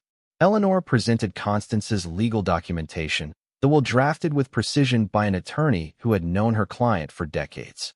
The 3 property surveys. The medical records showing Constance maintained full cognitive function until her death at 91. The letter to Rachel, read aloud in a courtroom so quiet you could hear the building breathe. Then Martin played his final card. He called Sophie to the stand. Rachel wanted to object, wanted to shield her daughter from the courtroom's formal cruelty. But Sophie had insisted, had looked at her mother with those green eyes that contained a stubbornness inherited from Constance and from Rachel's father and from Rachel herself, and said, "They need to hear from me. I have things to say." Sophie climbed into the witness chair, her feet not quite reaching the floor, her sketchbook tucked under her arm because she went nowhere without it. Judge Hendricks looked at her with an expression that softened fractionally from professional neutrality. "Sophie, do you understand why we're here today?" "Yes, ma'am. My uncle and aunt want to take our inheritance and say my mom can't take care of me. Tell me about your life with your mother. What's it been like?" Sophie was quiet for a moment, organizing her thoughts with the same precision she used to organize her drawings. "My mom is the strongest person I know. When we lived in the motel, she worked at night so I could sleep in a bed instead of the car. She walked me to the bus stop every morning even when it was really cold and her coat wasn't warm enough. She always made sure I ate first. She helped me with homework at the library because we didn't have internet. She never let me feel like being poor meant we were less than other people." Sophie opened her sketchbook to a page near the front, a drawing of a house with 2 figures holding hands. "I've been drawing houses since I was little because I wanted one so bad. And now Great Aunt Constance gave us one. She gave us land, and she left things buried under the fence posts because she trusted my mom to find them and take care of them. She wrote my mom a letter that said she chose her because she was the only one who gave without keeping score." She looked at Craig and Vanessa with an expression that held no hatred but no mercy either. They took Grandpa's money and never paid it back. They didn't call when we were living in the car. They didn't help when Mom asked them to. And now they want to take our inheritance because they think Mom can't handle it. But she can. She's handled everything else. She handled being homeless and being scared and being alone, and she never stopped taking care of me. She can handle this too. The courtroom was silent. Judge Hendricks stared at Sophie for a long moment, then at Craig, whose face had gone the color of old paper, then at Vanessa, who was crying in a way that for the first time seemed genuinely involuntary. The judge picked up her gavel, and when she spoke, her voice carried the particular finality of someone who had heard enough. I have reviewed the petition, the evidence presented by both parties, and the testimony of witnesses, including this remarkable young woman. She looked directly at Craig and Vanessa. You abandoned your sister during the most vulnerable period of her life. You took money from her and never returned it. You made no effort to help when she and her child were homeless. And now you appear before this court claiming concern for her welfare because she has inherited wealth you want access to. Her gaze was level and unflinching. Constance Donovan was not senile, not confused, and not incompetent. She was a woman of extraordinary intelligence and foresight who chose her heir deliberately and protected that choice with meticulous legal planning. This court will not override her clearly stated wishes. The gavel came down. Petition for conservatorship is denied. Petition for custody modification is denied. Petitioners are ordered to pay all legal fees incurred by the respondent, totaling $64,200. Any further harassment of Rachel Donovan or her daughter will result in restraining orders and referral for criminal prosecution. This court finds Ms. Donovan to be a competent, capable parent and estate manager. Case dismissed. The sound of the gavel cracking against wood echoed through the courtroom like a door slamming shut on everything Craig and Vanessa had tried to take. Pike gathered his papers without making eye contact with anyone. Craig left through the side door, his face carrying the particular expression of a man confronting the consequences of his own cruelty. Vanessa sat frozen in the gallery, tears still running, until Pike's associate touched her elbow and guided her out. Rachel pulled Sophie off the witness chair and held her while the courtroom emptied around them. Her daughter shook with the aftermath of courage, the adrenaline draining away to reveal the frightened child underneath the brave testimony. But her arms were tight around Rachel's neck and her voice was steady when she whispered against her mother's hair. We won, Mom. Constance kept us safe. Eleanor and Martin stood nearby, professional satisfaction evident in their postures. The case had been won before they walked in, won by a dead woman's planning and a living woman's resilience and an 8-year-old girl's refusal to let her family be stolen twice. Outside the courthouse, the Virginia spring was in full and glorious bloom. Dogwood trees lined the sidewalk, their white blossoms trembling in a warm breeze that carried the scent of cut grass and possibility. Rachel stood on the courthouse steps with Sophie's hand in hers and let herself feel something she hadn't felt in 18 months. Safety. Real safety. The kind that came from knowing the threat had been faced and defeated and would not return because a judge and a record and the weight of the law stood between her family and anyone who tried to tear them apart. Eleanor stood beside her, professional satisfaction softened by something more personal. Constance would have enjoyed today. She spent her whole life preparing for a fight she knew would come after she was gone. She'd be proud of how you handled it. Martin was already on his phone, arranging for the court's ruling to be filed in every relevant jurisdiction so that any future legal challenge would be dead on arrival. He paused to look at Rachel. In 22 years of estate defense, I've never seen anyone prepare as thoroughly as your great aunt did. She built a legal fortress around you before you even knew it existed. Most people who inherit significant wealth spend years fighting family. You walked in with the battle already won because a woman who loved you from a distance made sure of it. Sophie tugged at Rachel's hand, pulling her attention back from the adults and their professional assessments to what actually mattered. Can we go home now? Yeah, baby. Let's go home.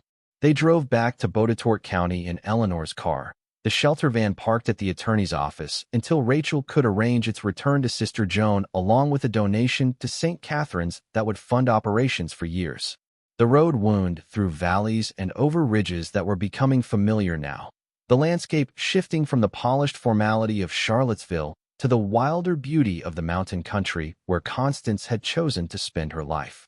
Sophie fell asleep against the window, her sketchbook open to the drawing she'd shown the judge, the house with two figures and the word home written above the door. Rachel watched the fence posts appear as they turned onto the gravel drive, standing in their neat lines against the spring sky, each one holding its secret underground with the patience Constance had spent a lifetime perfecting. She parked in the clearing and sat for a long time, listening to her daughter breathe and looking at the property that had changed everything. The stone foundation where a new house would rise. The well that still drew water cold and clean from deep underground. The fence lines that stretched in every direction, their posts carved with symbols that meant nothing to anyone except the woman who'd placed them and the woman who'd found what they were guarding. Constance had seen her from a distance and decided she was worth $187 million. Worth 47 years of patient accumulation. Worth a letter and a map and a collection buried under fence posts on land nobody wanted. Worth the trouble of planning a defense against siblings who hadn't been born yet when the first coin was placed in the first box and lowered into the first hole.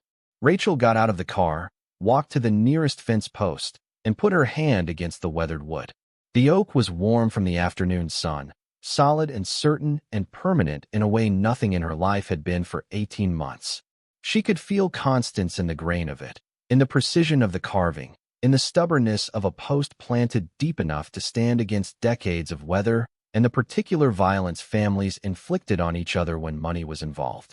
"Thank you," she said quietly, her hand flat against the wood, her face turned toward mountains that had watched everything and said nothing because mountains understood patience the way people rarely did.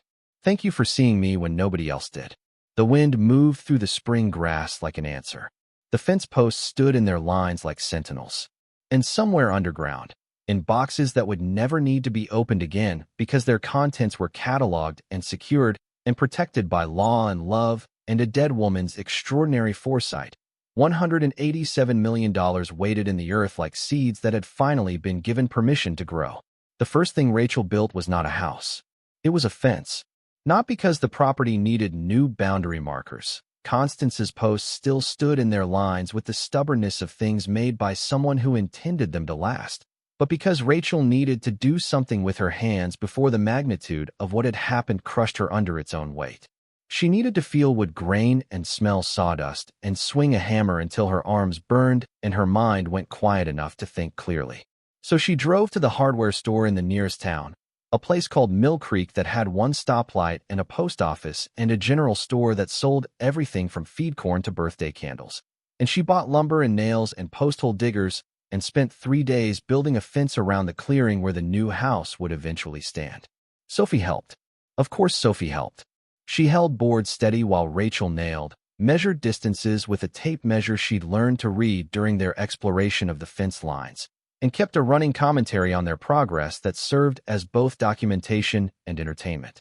She'd taken to wearing a tool belt Rachel had bought her at the hardware store, a child-sized canvas belt with loops for a hammer and pliers and a carpenter's pencil, and she wore it with the gravity of someone who understood that tools were not toys but instruments of transformation. The man at the hardware store was named Earl Watkins. He was in his late 60s with hands that looked like they'd been carved from the same oak Constance had used for her fence posts, and he'd known Constance for 30 years. Not well, he said, because nobody knew Constance well, but enough to recognize the particular quality of stubbornness that ran in the Donovan women like a vein of iron through mountain rock. She came in every spring for nails and would sealant. Earl leaned against the counter, his eyes distant with memory. Never bought anything fancy. Never asked for credit. Paid cash every time from a wallet that looked like it had been through 2 world wars. But she knew her materials better than most contractors I've dealt with. Knew the difference between white oak and red oak by smell alone. Said her posts had to be white oak because it resisted rot better and she intended them to stand for 100 years. He paused, studying Rachel with the appraising look of someone who'd spent decades reading people through the lens of what they built. Heard about the trouble with your family. Heard you won. Good. Constance would have wanted you to fight. She spent her whole life fighting people who thought they knew better than she did about what her land was worth. The words settled into Rachel like warmth from a fire she hadn't realized she'd been standing near. Constance had been part of this community in the quiet way of someone who valued being known over being noticed. She'd bought her nails here, her sealant here, her wood here, had walked these aisles and spoken to this man, and maintained a presence that was small but real and apparently unforgettable. Earl offered a contractor's discount without being asked, then amended it to what he called the Constance rate, which appeared to be approximately half of wholesale. Rachel tried to argue. Earl waved her off with a calloused hand. Your aunt helped my wife when she was sick, brought food every week for 6 months, drove her to appointments in Charlottesville when I couldn't leave the store. Never mentioned it to anyone. I found out from my wife after Constance died. He cleared his throat. So you take the discount and you don't argue about it. That's how things work. Around here, the pattern repeated across Mill Creek and the surrounding communities. Rachel would enter a business or meet a neighbor and discover that Constance had touched their lives in ways she'd never advertised. The veterinarian whose student loans Constance had anonymously paid. The family whose barn roof Constance had helped re-shingle after a storm. The school librarian who received anonymous donations of books every September, always specific titles, always exactly what the students needed, always with a note that said simply from a friend of readers. Constance Donovan had been wealthy for 47 years and had used that wealth not for herself, but for the people around her, quietly and without recognition, the same way she'd maintained her fence posts, with meticulous care and absolute refusal to seek credit. Rachel began to understand that the collection buried under the fence posts was not Constance's life work. It was her savings account. Her life work was the community she'd sustained through 4 decades of invisible generosity. The house took 8 months to build. Rachel hired a local contractor named James Whitfield, a man in his 40s whose family had been building homes in the valley for 3 generations and who understood without being told that this house needed to honor what had stood here before. He studied the old foundation, the chimney that still rose from the ruins, the clearing Constance had carved from the forest with hand tools and decades of patience, and he designed a home that grew from the landscape rather than being imposed upon it. 2 stories of locally sourced timber and stone, a wraparound porch that echoed Constance's original design, a stone chimney rebuilt using the same river rock from the original structure. Solar panels on the south-facing roof, because Constance had lived off the grid by necessity, and Rachel chose to continue that independence by choice. A well that drew from the same aquifer Constance had tapped, the water still cold and clean, and tasting like it had never touched anything artificial. For bedrooms, because Rachel wanted space for people who might need it. A kitchen large enough to feed more than 2 because she'd spent 18 months knowing what hunger felt like and intended never to let anyone in her orbit experience it if she could help it. Sophie chose her room on the 2nd floor, the one with windows that faced east toward the Blue Ridge Mountains. She could see the fence lines from there, Constance's posts standing in their rows, and beyond them the ridgeline where they'd dug up the first corner marker and found gold coins and a diamond brooch and a journal that changed everything. She hung her sketchbook drawings on the walls, every house she'd ever drawn during those months of homelessness, dozens of them covering the plaster like a gallery of wishes that had finally come true. The day they moved in, Sophie walked through every room touching things. Walls, door frames, light switches, the bathroom faucet that produced hot water on command, the refrigerator that hummed with reliable electricity, the closet in her bedroom that was larger than the motel room they'd shared for 14 months. She opened and closed drawers. She flushed the toilet 3 times. She stood in the shower with the water running and her clothes still on, laughing and crying at the same time, while Rachel leaned against the bathroom doorframe and let her daughter experience the miracle of ordinary things that had been extraordinary for so long. That night they sat on the porch, new wood still smelling of sawdust and sealant, and watched the sun set behind the mountains. The sky went through every color Rachel had ever seen and several she hadn't, purples and golds, and a particular shade of pink that seemed to exist only in Virginia, and only in spring, and only when you were sitting on a porch you owned watching the world turn beautiful for no reason other than because it could. Mom. Sophie's voice was quiet, contemplative, the tone she used when she was processing something important. Do you think Constance sat here and watched this same sunset? Every night for 47 years.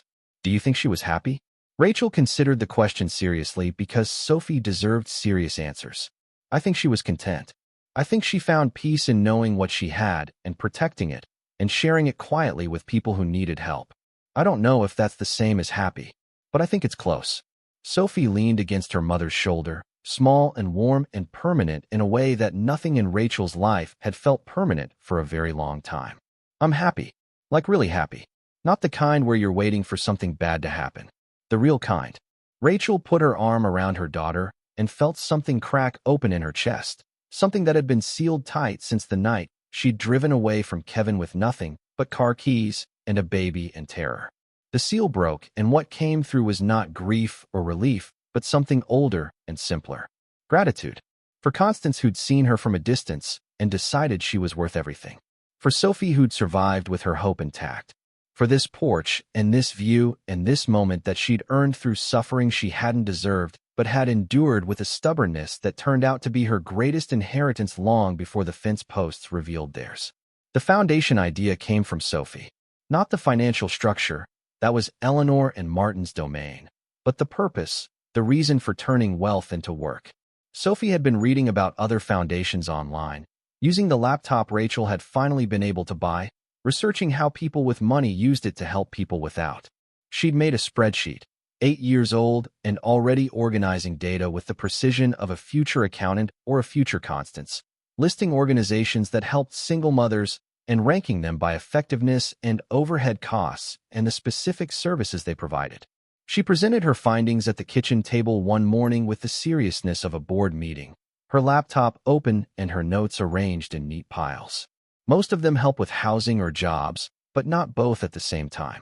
And almost none of them help with the in-between stuff, like getting your nursing license finished when you're 3 credits short, or having someone watch your kid while you go to a job interview, or buying work clothes that fit because you can't show up in the same outfit 3 days in a row. Sophie looked up from her spreadsheet. The in-between stuff is what kills you.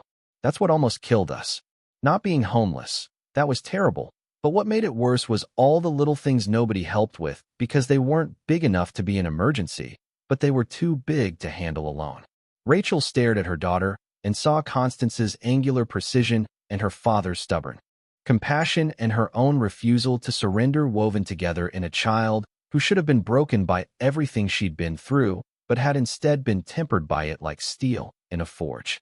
You want to build something that helps with the in-between. I want to build something that does what Constance did. Help people quietly, specifically, with exactly what they need instead of what someone else decides they should have. Sophie closed her laptop with the decisiveness of someone who'd made up her mind. And I want to call it the Fence Post Foundation. Because Constance put valuable things under ordinary posts that everyone thought were worthless. That's what we should do. Find the people everyone thinks are worthless and show them what they're really worth. The Fence Post Foundation was incorporated 6 months after they moved into the house, structured by Eleanor and Martin with the same precision they'd used to protect the collection. Rachel served as director. Sophie served as what she called Chief Idea Officer, a title she'd invented and that Rachel saw no reason to deny her.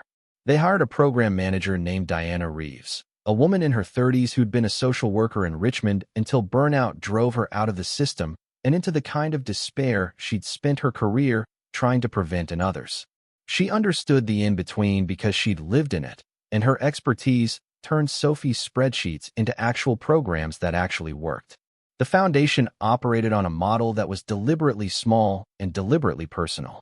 They didn't try to help thousands. They helped dozens, one at a time, with the specific support each person needed to bridge the gap between crisis and stability. A single mother in Roanoke who needed $300 for a nursing exam fee received the money within 48 hours of applying. No paperwork beyond a single-page form. No committee review. No bureaucratic delay that might cause her to miss the testing window and set her back another 6 months. A divorced father in Lynchburg who needed work boots and a bus pass to start a construction job received both the same day he asked, delivered by a volunteer who also drove him to his first shift because the bus didn't run that early. They paid for childcare so parents could attend job interviews. They covered deposits on apartments so families could move out of shelters. They bought school uniforms and eyeglasses and the 1,000 small necessities that fell through every safety net because they weren't dramatic enough to qualify as emergencies, but their absence was enough to prevent recovery entirely. The first person the foundation helped was a woman named Carla Vasquez who showed up at the property one Tuesday afternoon in a car that made the shelter van look like a luxury vehicle. She had 2 children in the back seat, ages 4 and 7, and a bruise on her left cheekbone that she'd tried to cover with makeup the same way Rachel had tried to cover hers years ago. She'd read about the foundation in a Roanoke newspaper and driven an hour and a half on the chance that someone might actually help without requiring her to fill out 40 pages of forms and wait 6 weeks for a committee to meet. Rachel sat with her on the porch while Sophie took the children to the playground James had built. Carla's story was familiar in ways that made Rachel's chest ache. The slow escalation of violence, the isolation from friends and family, the financial control that left her with nothing when she finally ran, the shelter that had beds but not answers, the system that categorized her situation without actually addressing it. What do you need right now? Not next month, not eventually. Right now, today? Carla's hands shook around the cup of coffee Rachel had given her. I need a car seat for the baby. Mine broke and I can't afford a new one, and without it I can't drive anywhere, and without driving I can't get to the job interview I have on Thursday, and without the job I can't. She stopped. The cascade of interconnected needs too overwhelming to articulate. Rachel recognized the avalanche. Had lived inside one for 18 months, each small problem triggering the next until the whole structure collapsed, and you couldn't remember what stability even felt like. Diana had a car seat delivered by a volunteer within 3 hours. She also arranged childcare for Thursday, so Carla could attend her interview without worrying about the kids. She provided a gift card for professional clothing at a store in Roanoke, so Carla didn't have to show up in the same outfit she'd been wearing for a week. And she connected Carla with a domestic violence attorney who would file protective orders pro bono because Eleanor had established a network of lawyers willing to donate time when the foundation identified cases that needed legal protection. Carla got the job, a position at a medical office that paid enough for a small apartment and childcare and the gradual reconstruction of a life her husband had systematically demolished. She sent Rachel a photograph 6 months later showing the children in their new bedroom, smiling in a way that made clear they'd stopped waiting for something terrible to happen. The note read, "Simply thank you for knowing what I needed before I could ask for it." That case became the template. Diana documented every step of the process, identifying what worked and what didn't, creating procedures that could be replicated without losing the personal quality that made the intervention effective. The key insight, the thing Sophie had identified from her spreadsheet analysis at age 8, was that the in-between support had to be immediate. Not next week, not after review, not pending approval. Immediate. Because poverty operated on a timeline that didn't wait for institutional processes to complete their cycles. Miss a job interview because you didn't have childcare and the job went to someone else and the cascade started again and you ended up back where you began. Rachel completed her nursing degree 18 months after moving to Virginia, finishing the 3 credits she'd been short when Kevin's violence had interrupted everything. She enrolled at a community college in Roanoke, driving the hour each way twice a week, while Sophie stayed with Earl's wife Martha, who had appointed herself honorary grandmother with the authority of someone accustomed to getting her way. The coursework came back quickly, her nurse's mind clicking into gear with the relief of a tool being used for its intended purpose after too long in a drawer. She passed her boards on the first attempt. The score was high enough that the testing center called to verify her identity because they assumed there had been an error.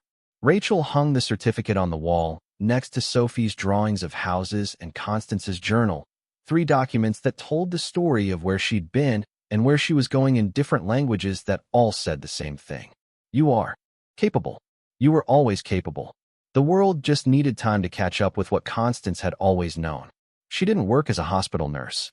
Instead, she established a health clinic on the property, adjacent to the foundation offices that occupied a timber building James Whitfield had designed to complement the house.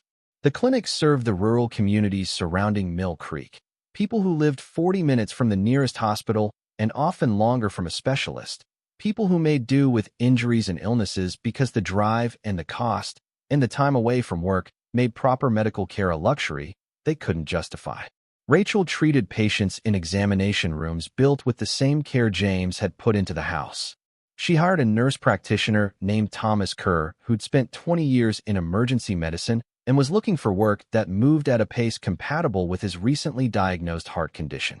Together, they saw patients 4 days a week, charging what people could afford, which was sometimes nothing and sometimes barter, a cord of firewood for a physical exam, fresh eggs for a blood pressure check, the kind of economy Constance had participated in for decades, and that Rachel continued not out of nostalgia, but because it worked.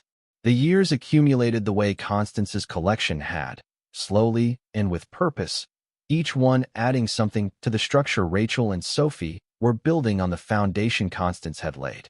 The fence post foundation grew from helping dozens to helping hundreds, not through expansion, but through replication. Diana developed a manual that codified their approach, documenting the principles and procedures that made their model effective so that other communities could establish their own programs using the same framework. Sophie grew.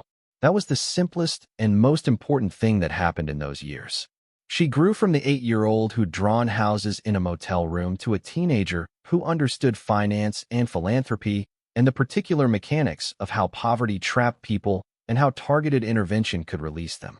She attended the local school in Mill Creek, walking distance from the house, a small building where everyone knew everyone and Sophie's history was understood without being used as currency. She excelled in mathematics and science with the precision Rachel associated with Constance's journal entries. But she also wrote with a fluency that surprised her teachers, essays and stories that explored themes of home and belonging and the distance between what people appeared to be and what they were actually worth.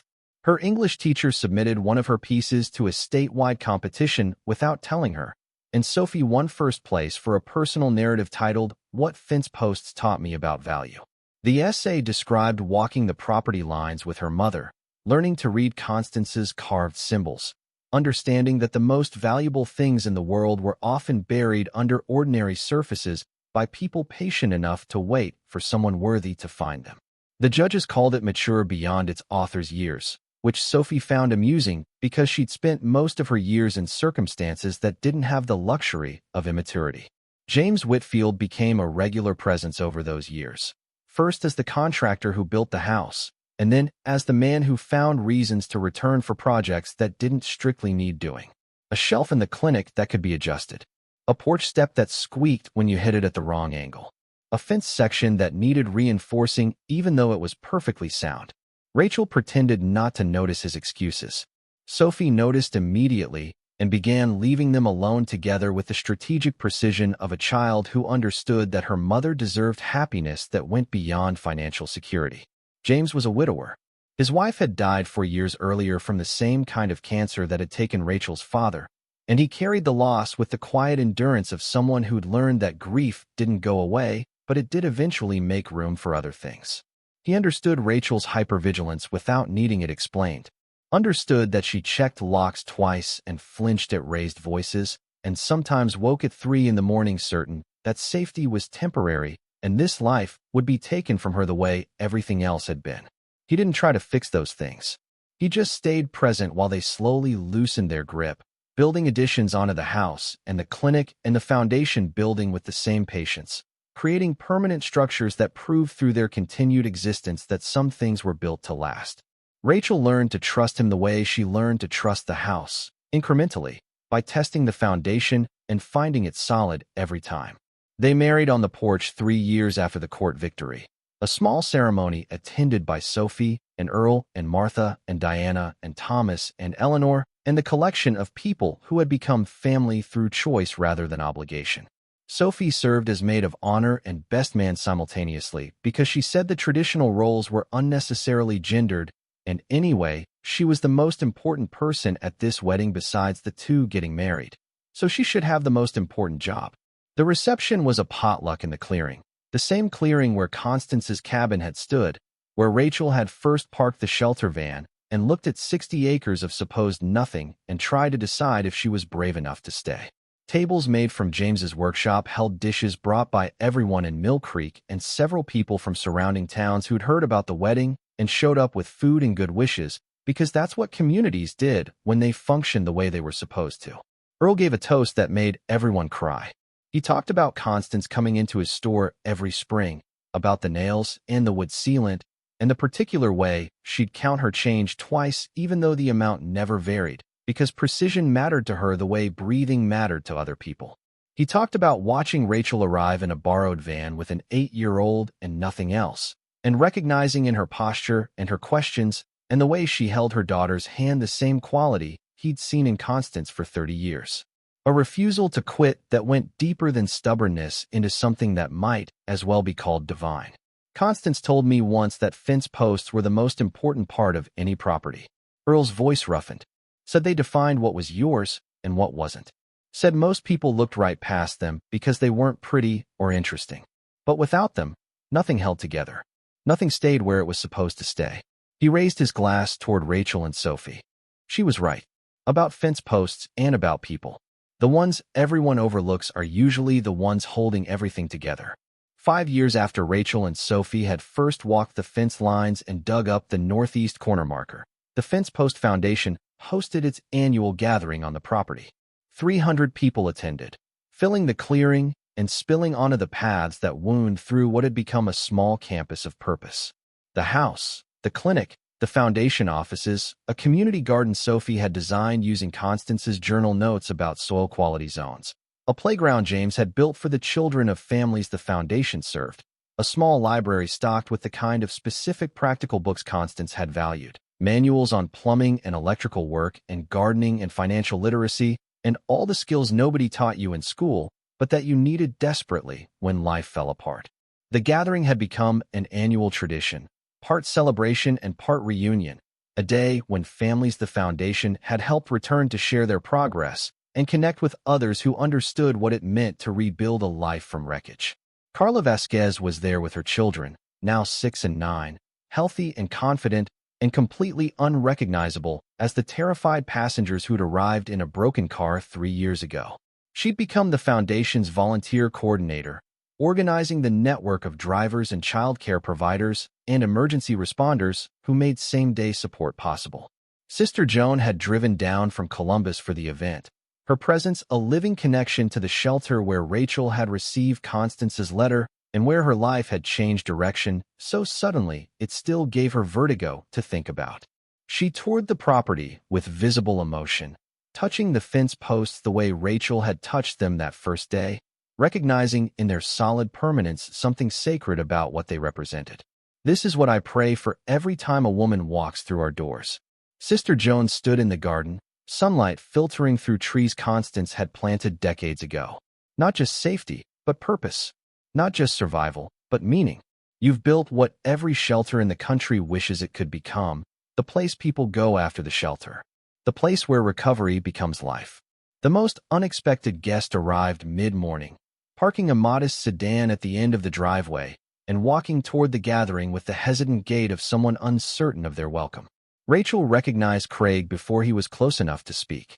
Her brother had lost weight and gained something in his expression that she'd never seen there before, a vulnerability that stripped away the arrogance she'd associated with him since childhood. Sophie spotted him too. She moved to Rachel's side with the swift protectiveness of someone who'd spent 5 years building something she refused to let anyone threaten. Rachel put a hand on her daughter's shoulder, steadying them both. Craig stopped 10 feet away. His hands were in his pockets and his eyes were red, and he looked like a man who'd driven a long way to say something he'd been rehearsing the entire trip. I didn't come to cause trouble. His voice was rough, sandpapered by something Rachel recognized as shame, because she'd heard it in her own voice often enough during the years she'd spent believing her homelessness was evidence of personal failure. I came because I read the article about the foundation, about what you built here, about what you're doing for people. And I realized that I've spent 5 years being angry about losing something that was never mine instead of being proud that my sister turned it into something meaningful. Rachel said nothing. Sophie said nothing. The space between them filled with 5 years of silence, of legal threats and courtroom cruelty, and the particular wound of being betrayed by someone who shared your blood and your childhood and your father's funeral. Craig's composure cracked. I'm not asking for forgiveness. I know I don't deserve it. I stole from you. I abandoned you when you needed me. I tried to take your daughter and your inheritance because I was greedy and jealous, and everything Constance said I was in that courtroom. He paused, fighting for control. Vanessa won't come. She's still angry. But I'm done being angry.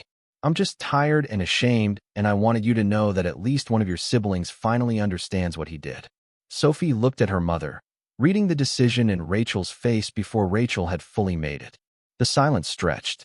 The gathering continued around them, oblivious to the small drama at its edge. Then Rachel spoke, her voice carrying the particular authority of someone who'd learned that strength and mercy could coexist if you were brave enough to hold them both. You can stay for the gathering. We can talk afterward. I'm not promising anything beyond that. Craig nodded, tears spilling freely now, the mask of confidence he'd worn for 40 years dissolving in the Virginia sunshine. Thank you. That's more than I deserve. He stayed for the gathering, sitting at the edge of the crowd, watching the presentations and the testimonials and the evidence of what his sister had built from the inheritance he'd tried to steal. He saw Carla's children playing on the playground. He saw Thomas checking blood pressure at the clinic's outdoor station. He saw Earl and Martha holding court at the refreshment table, telling stories about Constance to anyone who'd listen. And he saw Sophie stand at the podium and address 300 people with the poise and certainty of someone who'd earned every word she spoke. Sophie was 13 now, taller than Rachel by an inch, which she mentioned daily with the pride of someone who'd spent years being the smallest person in every room. She stood at the podium that afternoon in front of 300 people, her sketchbook tucked under one arm, because she still went nowhere without it, though the drawings inside had evolved from desperate wishes of houses into architectural plans for buildings she intended to design when she grew up. 5 years ago, my mom and I were living in a motel room that smelled like mildew. Her voice carried across the gathering with the clarity of someone who'd been practicing truth-telling since she was 8 years old and testified in court with nothing but her honesty as armor. We had $3.08 between us, and I needed $5 for a field trip permission slip. My mom gave me every cent we had so I could go to a museum with my class. That's who she is. That's who she's always been. Someone who gives what she has even when she has nothing. Sophie paused, scanning the crowd. Families who'd been helped by the foundation, volunteers who'd given time and skill, community members who'd watched the property transform from neglected hillside to functioning center of support and connection. My Great Aunt Constance spent 47 years burying valuable things under fence posts that everyone thought were worthless. She bought gold coins and gemstones and rare books and stock certificates, and she put them in metal boxes, and she dug holes next to fence posts she'd carved and placed herself, and she covered everything with dirt and walked away.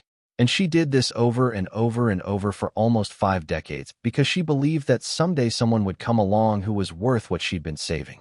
Sophie's voice strengthened, the tremor that had been there at 8 fully gone now, replaced by the confidence of someone who'd earned the right to speak with authority about things that mattered. People thought she was crazy, the fence post lady who lived alone on worthless land. But she wasn't crazy. She was patient. She was building something that required time to become what it was meant to be, like a garden that needs years to establish deep roots, like a community that needs generations to develop real trust, like a family that needs to choose each other before it can function. She looked at Rachel, who stood with James at the garden's edge, and at Earl and Martha, and at Diana and Thomas, and at the constellation of people who had become family not through blood, but through the daily accumulation of showing up and staying and doing the work that love required. We named this the Fence Post Foundation because my great aunt taught us something nobody else had bothered to mention. The most valuable things in the world don't always look valuable from the outside. Sometimes they look like old wooden posts on a hill that nobody wants. Sometimes they look like a single mom living in a motel. Sometimes they look like an 8-year-old kid with a sketchbook full of houses she's never lived in. But underneath, if you dig deep enough and care enough to look, there's treasure. There's always treasure. The applause rolled across the clearing and bounced off the mountains and settled into the valley like something that belonged there. Rachel wiped tears from her face without trying to hide them because hiding tears was something she'd done in the Ford and the shelter and the motel, and she didn't live in those places anymore. She lived here, on 60 acres of Virginia hill country that her brother had called worthless and her sister had called foolish, and that a quiet woman with soil under her fingernails had turned into the most valuable piece of land any of them would ever know. The foundation had helped 412 families in 5 years. Not a massive number, Not the kind of statistic that made national news or attracted celebrity endorsements, but a real number representing real people whose lives had been altered by the specific targeted support that Sophie had identified as the in-between and that Constance had practiced anonymously for decades. 412 families who'd received exactly what they needed exactly when they needed it, without the bureaucratic delay and institutional indifference that turned help into another form of humiliation. Rachel had tracked every case personally, maintaining records with the same meticulous precision Constance had used for her collection journal. Each family's story documented, each intervention cataloged, each outcome followed up on at 30 days and 90 days and 1 year, because Rachel understood from personal experience that recovery wasn't a moment, but a process that required sustained support to become permanent. The clinic served 800 patients annually now, Thomas having recruited 2 additional nurse practitioners and a physician's assistant who made house calls to families too rural or too proud to come into town. Rachel still saw patients herself 3 days a week, her nursing skills sharpened by practice and by the particular focus that came from knowing what it felt like to need medical care and not be able to afford it. The patients came from all directions and all circumstances. Farmers whose insurance didn't cover the specialists they needed. Elderly couples living on fixed incomes who rationed medications because they couldn't afford full prescriptions. Children whose parents worked 2 jobs and couldn't take time off for pediatric appointments during business hours.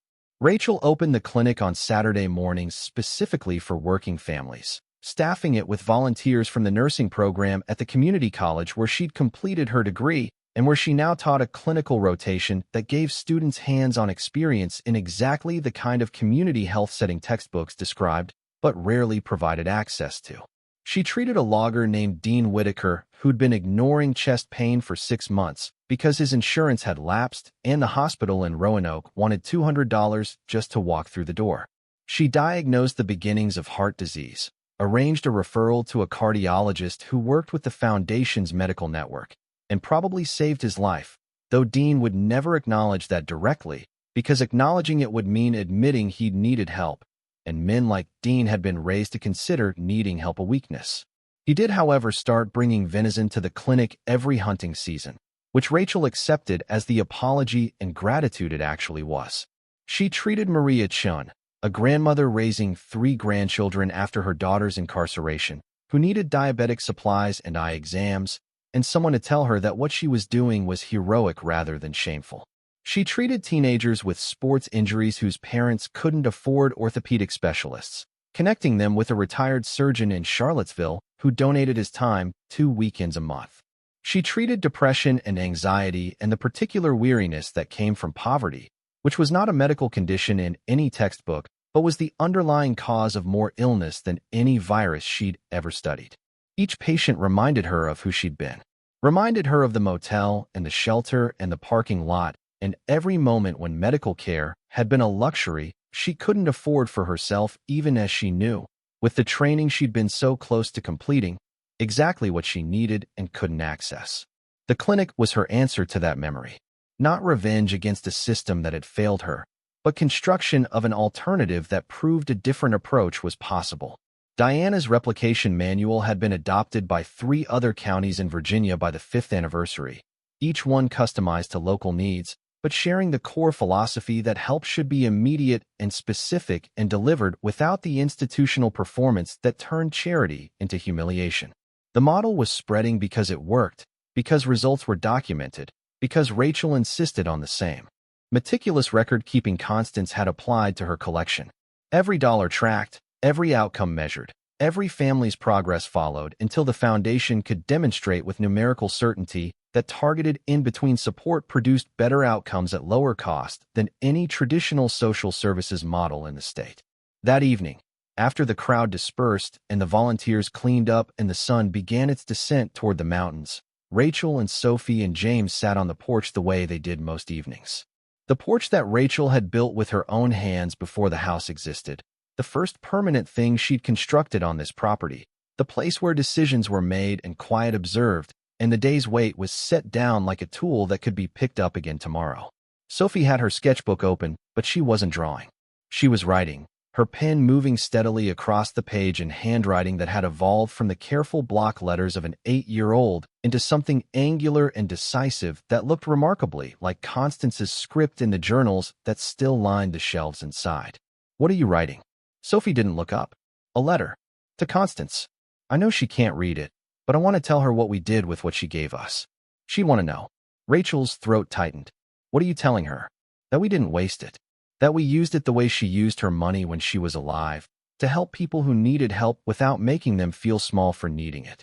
That the fence posts still stand, and probably will for another 50 years because she used white oak and sunk them deep. That Mom finished her nursing degree and heals people now. That I'm going to be an architect and design buildings for the foundation. That James built us a house that feels like it grew from the ground instead of being put on top of it. That Earl still gives us the Constance rate at the hardware store. That people in Mill Creek talk about her the way people talk about someone they loved, even though she never asked them to." Sophie paused, her pen hovering. "And that I understand now why she buried everything instead of keeping it in a bank. Not because she was paranoid or eccentric. Because she wanted whoever found it to earn it by walking the land. By touching every post. By caring enough about what she'd built to learn its shape from the inside. You can't understand what land means by looking at it from a car window. You have to walk it, foot by foot, post by post. She wanted someone who would do that. And Mom did." James reached over and took Rachel's hand, his carpenter's grip warm and certain. The mountains were turning purple in the evening light, the same purple they'd been turning for millennia, patient and constant and utterly indifferent to the small human dramas that played out in their shadow. But the dramas mattered.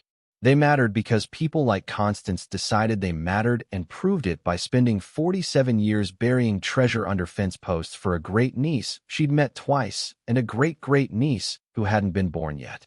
Rachel looked at the fence lines, visible from the porch in the fading light. Constance's posts standing in their rows the way they'd stood since the 70s and would stand for decades more. Each one a marker. Each one a statement. Each one saying, "This is mine. This matters. This is worth protecting even if nobody else can see why." She thought about the motel room. About the $3.08. About Sophie's permission slip and Mrs. Chin asking about their address and the cereal eaten with powdered milk because the mini fridge was broken. She thought about Craig's laughter and Vanessa's contempt and the courtroom where an 8-year-old had stood up and told a judge that her mother was worth more than the people trying to tear her down. She thought about Constance, alone in this clearing for 47 years, buying gold coins at estate sales and burying them next to fence posts she'd carved by hand. Patient and methodical and certain that someday, somehow, the right person would walk these lines and find what she'd left and understand what it meant. And Rachel thought about value, about how the world measured it in dollars and square footage and job titles and zip codes, about how Constance had measured it in character and stubbornness and the willingness to give without keeping score, about how Sophie measured it in sketchbook drawings and spreadsheets and letters to dead women who'd loved them from a distance with a fierceness that reshaped the future. The fence posts stood in the darkening fields. The mountains held their ground. The house was warm behind them, lights glowing in windows that looked out onto land that belonged to them completely, 60 acres of Virginia hill country that had been called worthless by everyone except the woman who'd spent a lifetime proving otherwise. Sophie closed her notebook and leaned against Rachel's shoulder. "Mom, do you remember what Constance wrote in her letter? The part about stubbornness? You have your father's eyes and his stubbornness. That's a good combination. Don't let them take it from you." Sophie smiled, her face catching the last light. She was right about everything, wasn't she? About the land. About you. About what we do with it. About Craig and Vanessa trying to take it. About all of it. She was right about the things that mattered. Rachel pulled her daughter closer, feeling the solid weight of her, the permanence of this child who had survived everything and emerged not hardened but refined. She saw what other people missed. That's the whole secret. Not money, not luck. Just seeing what's actually there instead of what everyone tells you should be there. James stood, stretched, offered his hands to pull them both up. Temperatures dropping. Hot chocolate weather. Sophie's response was automatic. The ritual they developed over years of evenings like this. With marshmallows? Is there any other kind? They went inside together, leaving the porch and the mountains and the fence posts and the darkening sky behind. The house wrapped around them with the warmth James had built into its bones. Insulation and timber and stone arranged to hold heat the way Constance's ammunition boxes had held treasure, with precision and care and the understanding that protection was an act of love. Rachel made hot chocolate on the stove, while Sophie set out mugs and James built up the fire. The three of them moved around each other with the choreography of family, anticipated movements and shared rhythms, and the particular efficiency of people who'd chosen to build a life together rather than having one assigned by accident of birth. They settled on the couch with quilts Rachel had sewn from fabric she'd found at estate sales, a skill Martha Watkins had taught her during those first months in Mill Creek. Steam rose from their mugs. The fire crackled and popped, sending shadows dancing across. Walls hung with Sophie's drawings and Constance's property survey and Rachel's nursing certificate and photographs of people who mattered, not because they shared blood, but because they shared purpose. Sophie sipped her hot chocolate and looked at the flames. I've been thinking about something. About what we should do for the 10th anniversary of finding the corner marker. That's 5 years away. I know. But Constance planned 47 years ahead. 5 is nothing.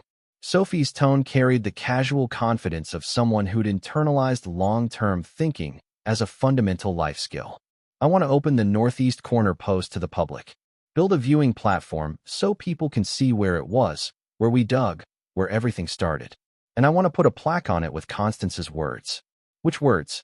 Sophie set down her mug and recited from memory, her voice carrying the same certainty that Constance's handwriting carried on every page of every journal. This land is not what it appears to be. The fence posts are not just fence posts. Walk the lines, and then you'll understand. Rachel felt tears threatening again. The complicated tears that came from gratitude and grief and hope all braided together like the strands of a rope that held the weight of everything they'd survived and built and become. Constance had written those words in a letter to a great niece she'd barely known, trusting that they would be enough to change a life. And they had been. They had been more than enough. Outside, the wind moved through the fence posts with a sound like breathing. The mountains held their shapes against a sky filling with stars, more stars than Rachel had ever seen in Columbus, more stars than seemed possible. Somewhere in the valley an owl called, patient and ancient, hunting in darkness the way Constance had collected in solitude, with purpose that didn't require an audience to be valid. The fire burned down to coals that glowed orange and gold. Sophie fell asleep against Rachel's shoulder, her hot chocolate mug empty, her notebook open to the letter she'd been writing to a great aunt who'd seen the future clearly enough to plant treasure in it. James read beside them, his reading glasses perched on a nose that had been broken twice during construction accidents and healed both times with the stubbornness of a man who didn't believe in staying down. Rachel sat in the warmth and let herself feel the full measure of everything. Not just the obvious things, not just the house and the foundation and the clinic and the 412 families, but the small things too. The small things that made up a life the way individual fence posts made up a boundary line. Morning coffee brewed in a kitchen with working appliances. Sophie's laughter echoing through rooms large enough to hold it. The sound of James whistling while he worked on projects in the workshop he'd built behind the barn. The same workshop where Earl's tools hung on pegboard alongside Constance's original collection. 2 generations of craftsmanship keeping each other company. She thought about the permission slip. $5 that had once been an impossible sum. She thought about Sophie asking Jessica over to their house and having to lie because they didn't have a house. About Mrs. Chen's question about their address. About the man in room 8 complaining about the water pipes. All of it felt impossibly distant, like memories from someone else's life. Except Rachel knew they were hers because the scars they'd left still ached sometimes in the middle of the night when anxiety woke her and she had to walk through the house touching walls to confirm they were still solid. But the scars were fading. That was the truth she was learning to accept, slowly, and with the particular caution of someone who'd been taught by experience that good things were temporary. They weren't temporary anymore. The house was permanent. The foundation was funded for decades.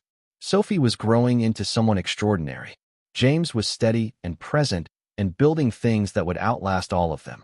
And the fence posts still stood, season after season, their oak darkening with age but holding firm against weather and time, and the particular erosion that came from being overlooked by everyone except the people who knew what they were really holding up.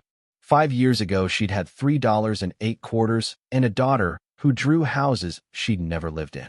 Now she had a home built from local timber and river stone. A husband who understood that love was measured in consistency rather than grand gestures. A daughter becoming someone who would carry Constance's legacy forward into decades neither of them would live to see. A foundation that turned money into purpose and purpose into changed lives. A clinic that healed bodies the way the foundation healed circumstances.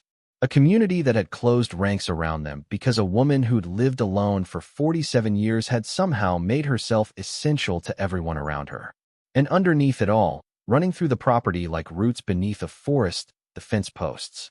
Still standing, still marking boundaries, still carved with symbols that Sophie had decoded and documented and turned into a book she was writing about her great-great-aunt's life. Still holding the memory of what they'd contained. Even though the boxes had been emptied and the treasure moved to proper storage and the holes filled in and covered with grass that grew thick and green over earth that had once hidden $187 million. The posts themselves were worth nothing. Oak and nails and time, ordinary materials arranged in ordinary patterns by a woman everyone thought was ordinary. But they had held everything, had defined what mattered, had stood through decades of weather and neglect and indifference, waiting for someone who cared enough to look closely and see them for what they actually were. Markers, guides, boundaries between what the world saw and what was actually true. Rachel looked down at her sleeping daughter and made a promise she'd been making in different forms since the day they'd driven away from Kevin with nothing. A promise refined by the motel and the shelter and the courtroom and the corner marker and every moment since. She promised to keep building, to keep the fence posts standing, to keep the foundation running, to keep the clinic open, to keep showing up for people the way Constance had shown up for them, quietly and specifically and without any expectation of recognition. To keep being the person a dead woman had looked at from a distance and decided was worth $187 million. Not because of the money, but because of the character that had earned it. The fire settled. The house held its warmth. The mountain stood eternal against the stars. And Rachel Donovan, who had once owned nothing but $3 and her daughter's faith, sat in the home she'd built on the land she'd inherited from a woman who understood that the most valuable things in the world were the ones nobody thought to look for. Because they were buried under fence posts. Because they were hidden in plain sight. Because they were waiting, patient and permanent and precious, for someone brave enough and stubborn enough and good enough to dig. And Rachel Donovan, who had once had nothing but $3 and a daughter's faith and a dead woman's letter pointing her toward a fence post on a hill in Virginia, had dug, and what she found had changed everything. Not because the treasure was valuable, though it was, but because finding it proved what Constance had always known, that the people the world overlooks are usually the ones worth the most. Thank you so much for watching until the end. If you love this story, check out the other videos on your screen now. I think you'll really enjoy them. And don't forget to subscribe if you haven't already. See you in the next story.